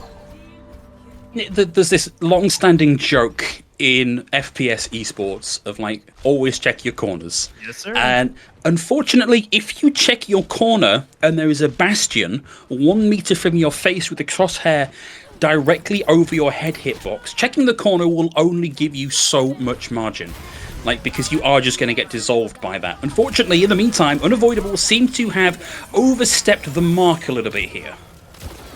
UGA is going to go ahead and throw that nano onto Magic, but still, Bastion made it's got himself in the most unusual. Yes, just none given. Oh, Magic does eventually pop Primal Rage, built up with that nano boost. Fides too with that in the end, and is going to finish off Lake here. UGA should get point A. Ooh, that's most okay. Wow, so they are actually starting to come back in and push into this, but it is not a done deal, and the Bob may be the difference maker here. Tryhard fell incredibly low, but got a defensive Bob off here. Lake's gone for the duplicate, has a Bob of their own, sorry, has a whole hog of their own, and this is no longer a done thing for UGA. Oh, it looks so good for him, but Unavoidable bringing it back. 2 clutch picks. Bastion main, tank configuration from the top of elevator could be disastrous. At least forces UGA to all scramble for cover. Oh, that's nasty. Yeah, I like that. But what is this? In theory, it's a nice position. You're very hard to hit, but all UGA has to do is stand a little bit out of the way, and this is going to be no use at all. So Bastion main is here, and he's doing some damage, but look at the progress that's being given over here. I don't think he's even going to get a last-second contest. There's the hook that comes in. He's down and done for, and that's UGA with a run through streets. That's a capital LOL from Bastion main, knowing if that was quite a bit of shenanigans going on there. Oh, yeah, grabbing picks, including Bitter on the Mercy. Yeah, I mean, that's a great start here, and they've been able to take the high ground control off of Unavoidable, because the last thing that UGA want is for Bastion main to get on the high ground, is for Aquamarine to get on the high ground, where that spam and denial of line of sight is really very impactful. But UGA look like they found a line in to contest the cart. They spotted some of Unavoidable behind them.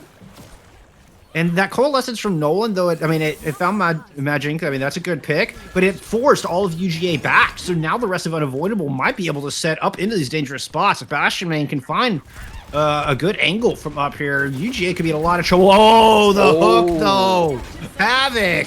What a play. The response is there. Lake's going to go ahead and duplicate the hog yet again. It creates enough space for Bastion main to get res, but res right into a whole hog of their own. Just thrown deep into UGA territory.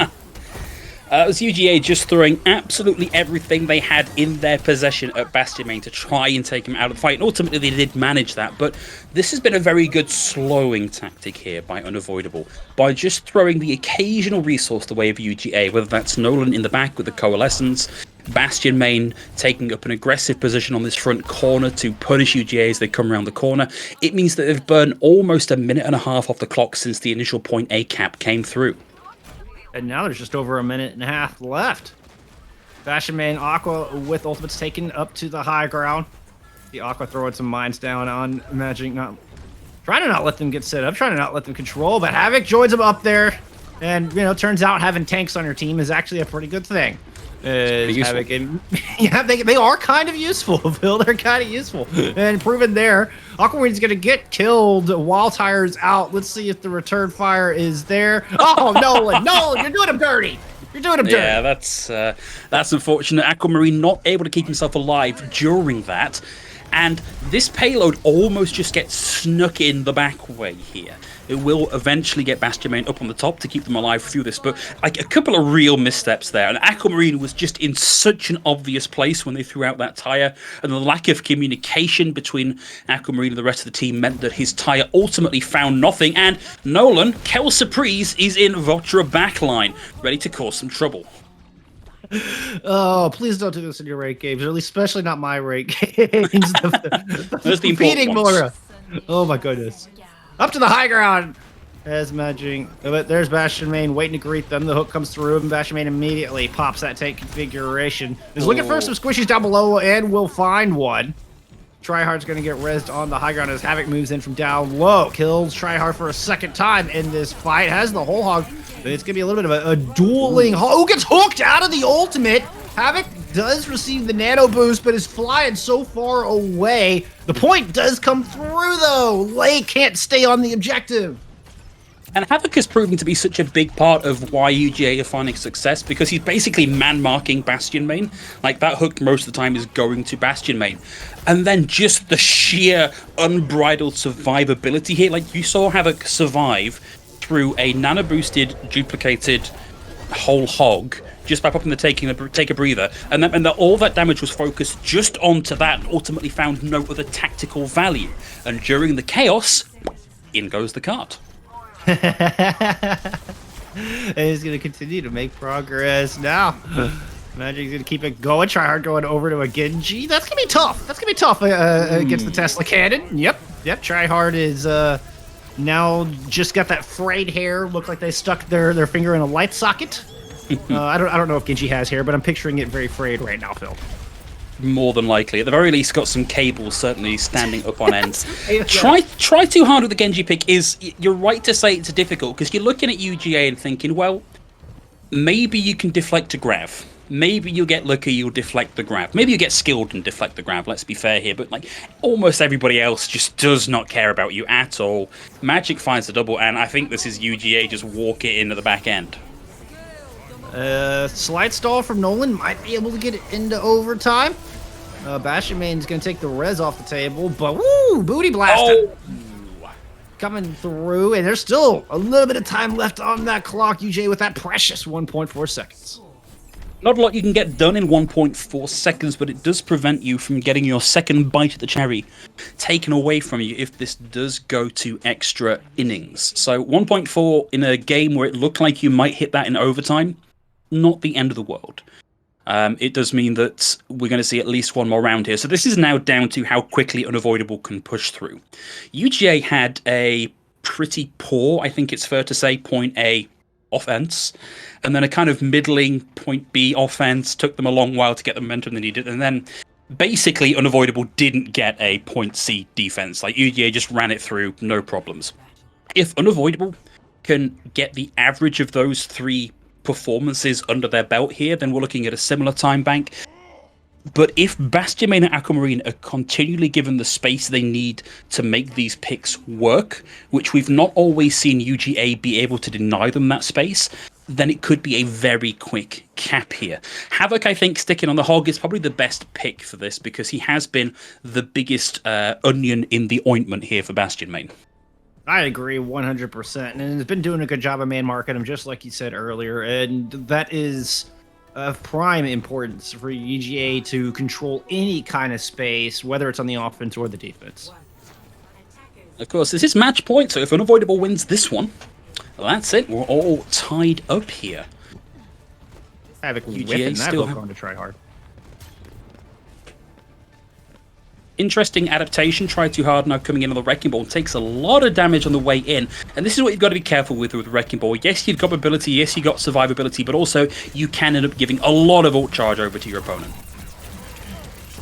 Oh no, Havoc caught in a trap.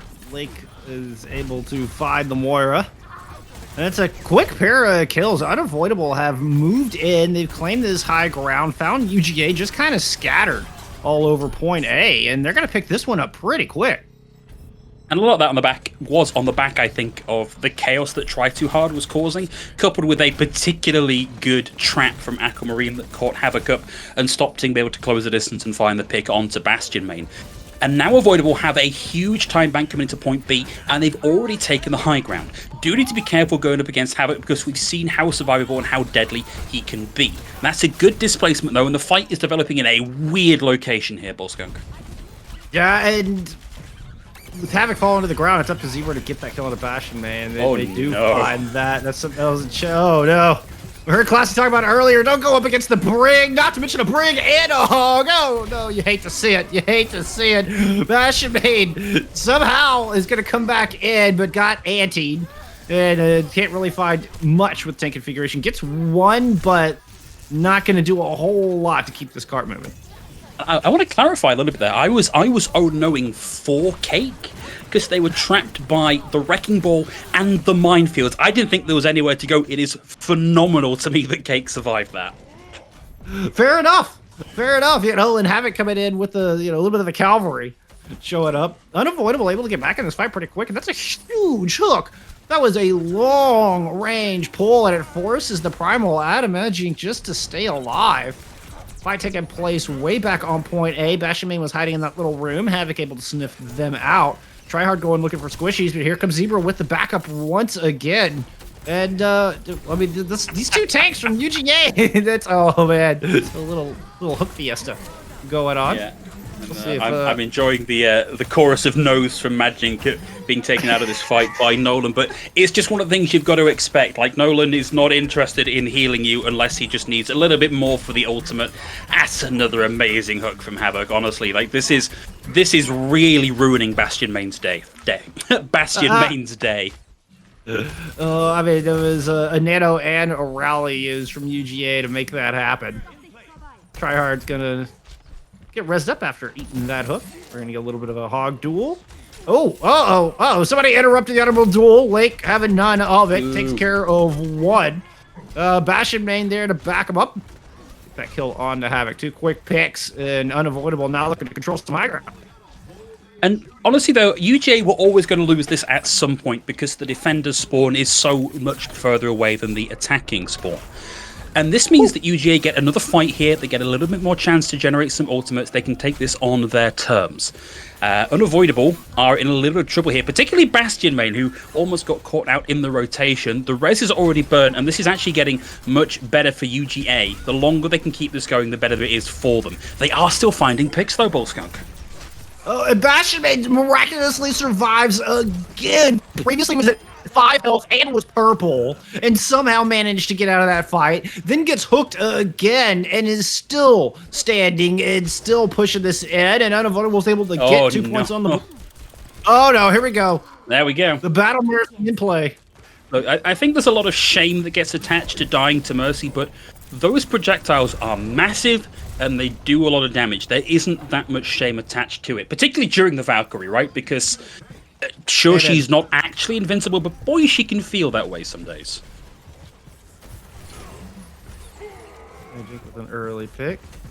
Bastion Main answering back. Link just escorting the old actor here, kind of with everybody else far back at live. Bastion Main's going to come set up and get a little rolling turret action, daring anybody from UGA to get close. But they do have this flux. If Unavoidable decides to all group up, that flux can be deadly. But you know what? If a tire takes you out, well, flux is off the table. And Unavoidable, I mean, they're going to have a lot of time. They keep this up. There's going to be a ton of time in the bank, Phil. I mean, this is what, a 3-minute time bank? No, 4-minute time bank, no contest available.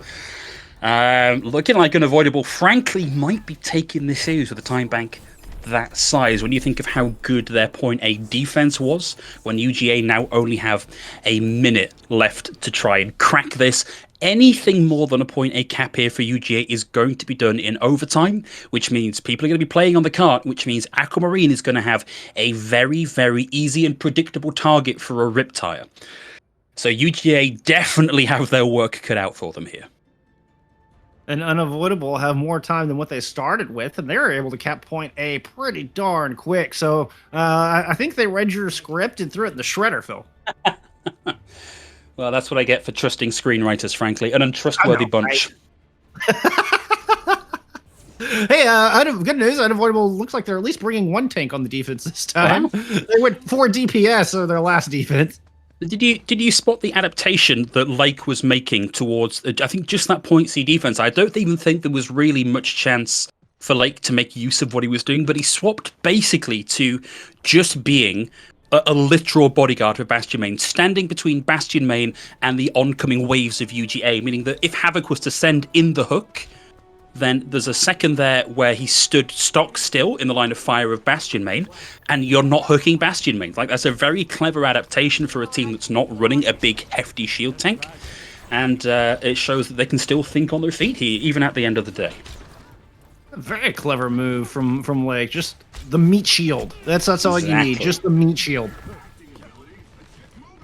Like in security right now, Tryhard throwing down a bunch of storm arrows is going to keep UGA from even thinking about coming through that room.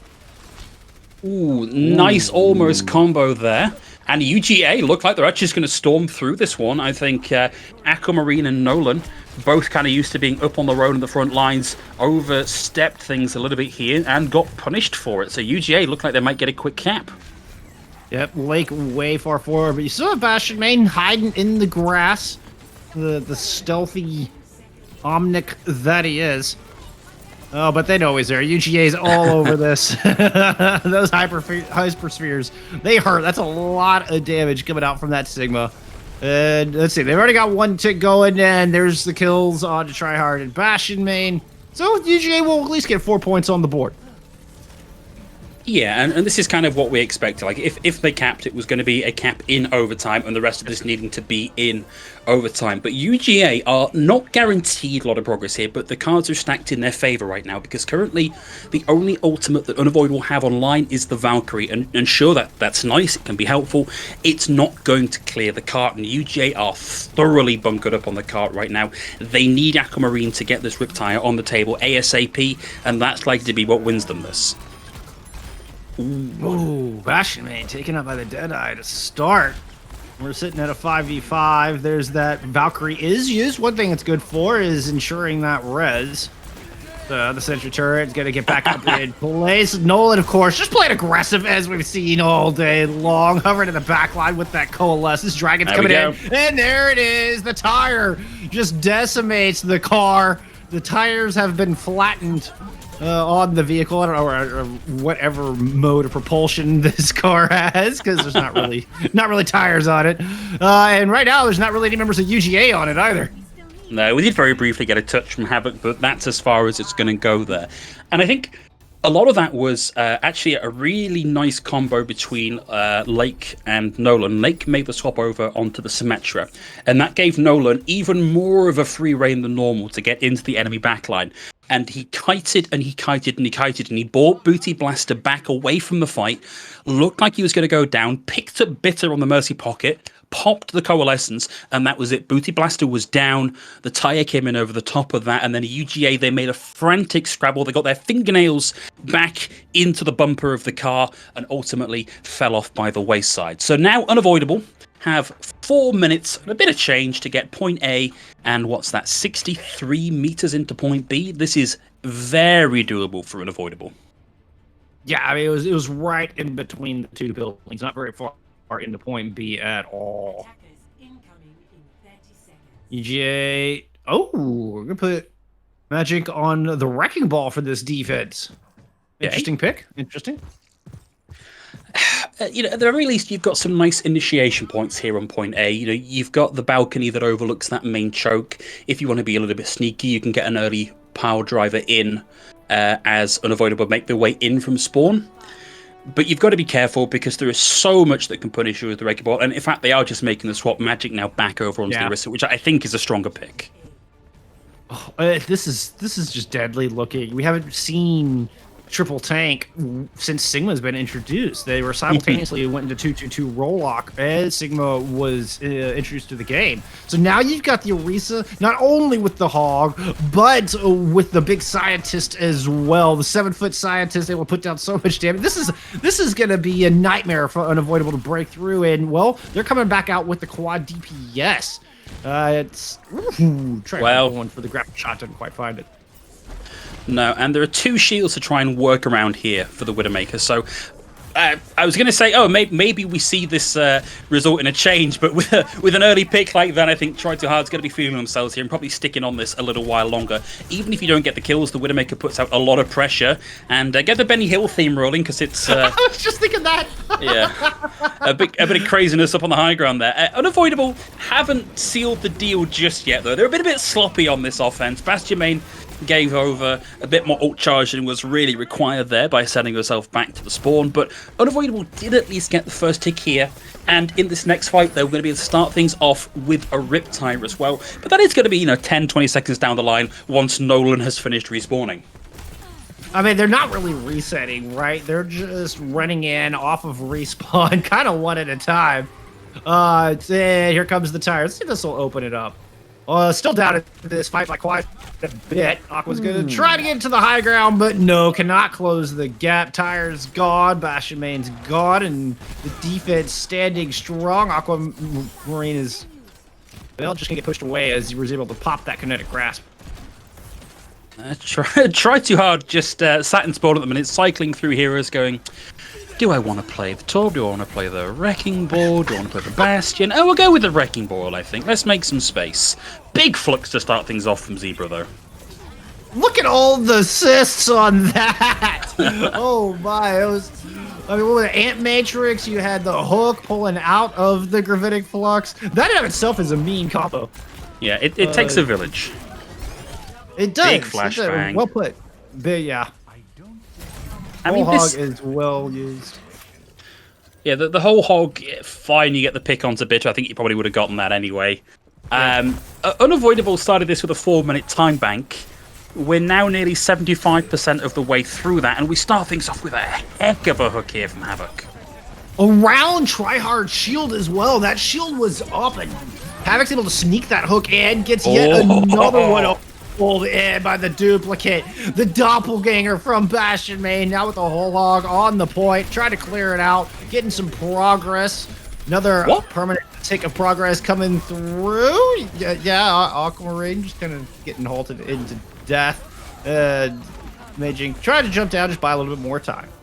I was amazed that Aquamarine survived that. He was sort of almost balletic in the way they were dancing around the damage coming in from Magink, trying to find a way around to actually take out the Immortality Field and then take out Magink. Ultimately gives their life for it, but it keeps Magink up on the high ground, stops them contesting, and then by the time Magink is done with Aquamarine, everybody else is on the point, and it's Magink versus 5, and that's never going to work out. A heck of a sacrificial play if I've ever seen one. Feeling like this may be done here. We've already got high ground control for Unavoidable. And they don't have to go very far. You can see the box of victory. I mean, the car's already hovering over it. And we're about to get some ults coming online, but it's the defense using them first. The Gravitic Flux with a big kill onto Aqua. Bastion main sitting with 1 health on the Echo. Wow. And nobody touches. UGA was winning that fight. What? Wait, we made trials. I didn't even catch that was... I thought that was literally just such a good Gravitic Flux that it had lifted everybody up off the cart. I didn't spot that UGA didn't touch. That is absolutely crushing. I bet they're glad that, other than whether they get the 60% share or the 40% share, they're glad there's not anything like career making on the line for that one, because that was not a great way to end that match, frankly, Bullskunk. No, they had won that. They weren't just winning the fight. They had won that fight. That was done and dusted. That pesky cart. Yeah. Yeah, it's unfortunate because like the 1.7 meters, I think, was like the final distance it had to travel, where you've killed 5, you've nearly got the team kill. To lose that fight is honestly unexcusable, and like there's only so much analysis you can do of that. Like ultimately it's they didn't touch the card and therefore they lost the match in its entirety. Ultimately 4-2 to Unavoidable. It didn't have to be a 4-2. We could have been going to a final decider map, but well played to Unavoidable and to UGA both, and thank them both for giving us such an entertaining evening of Overwatch.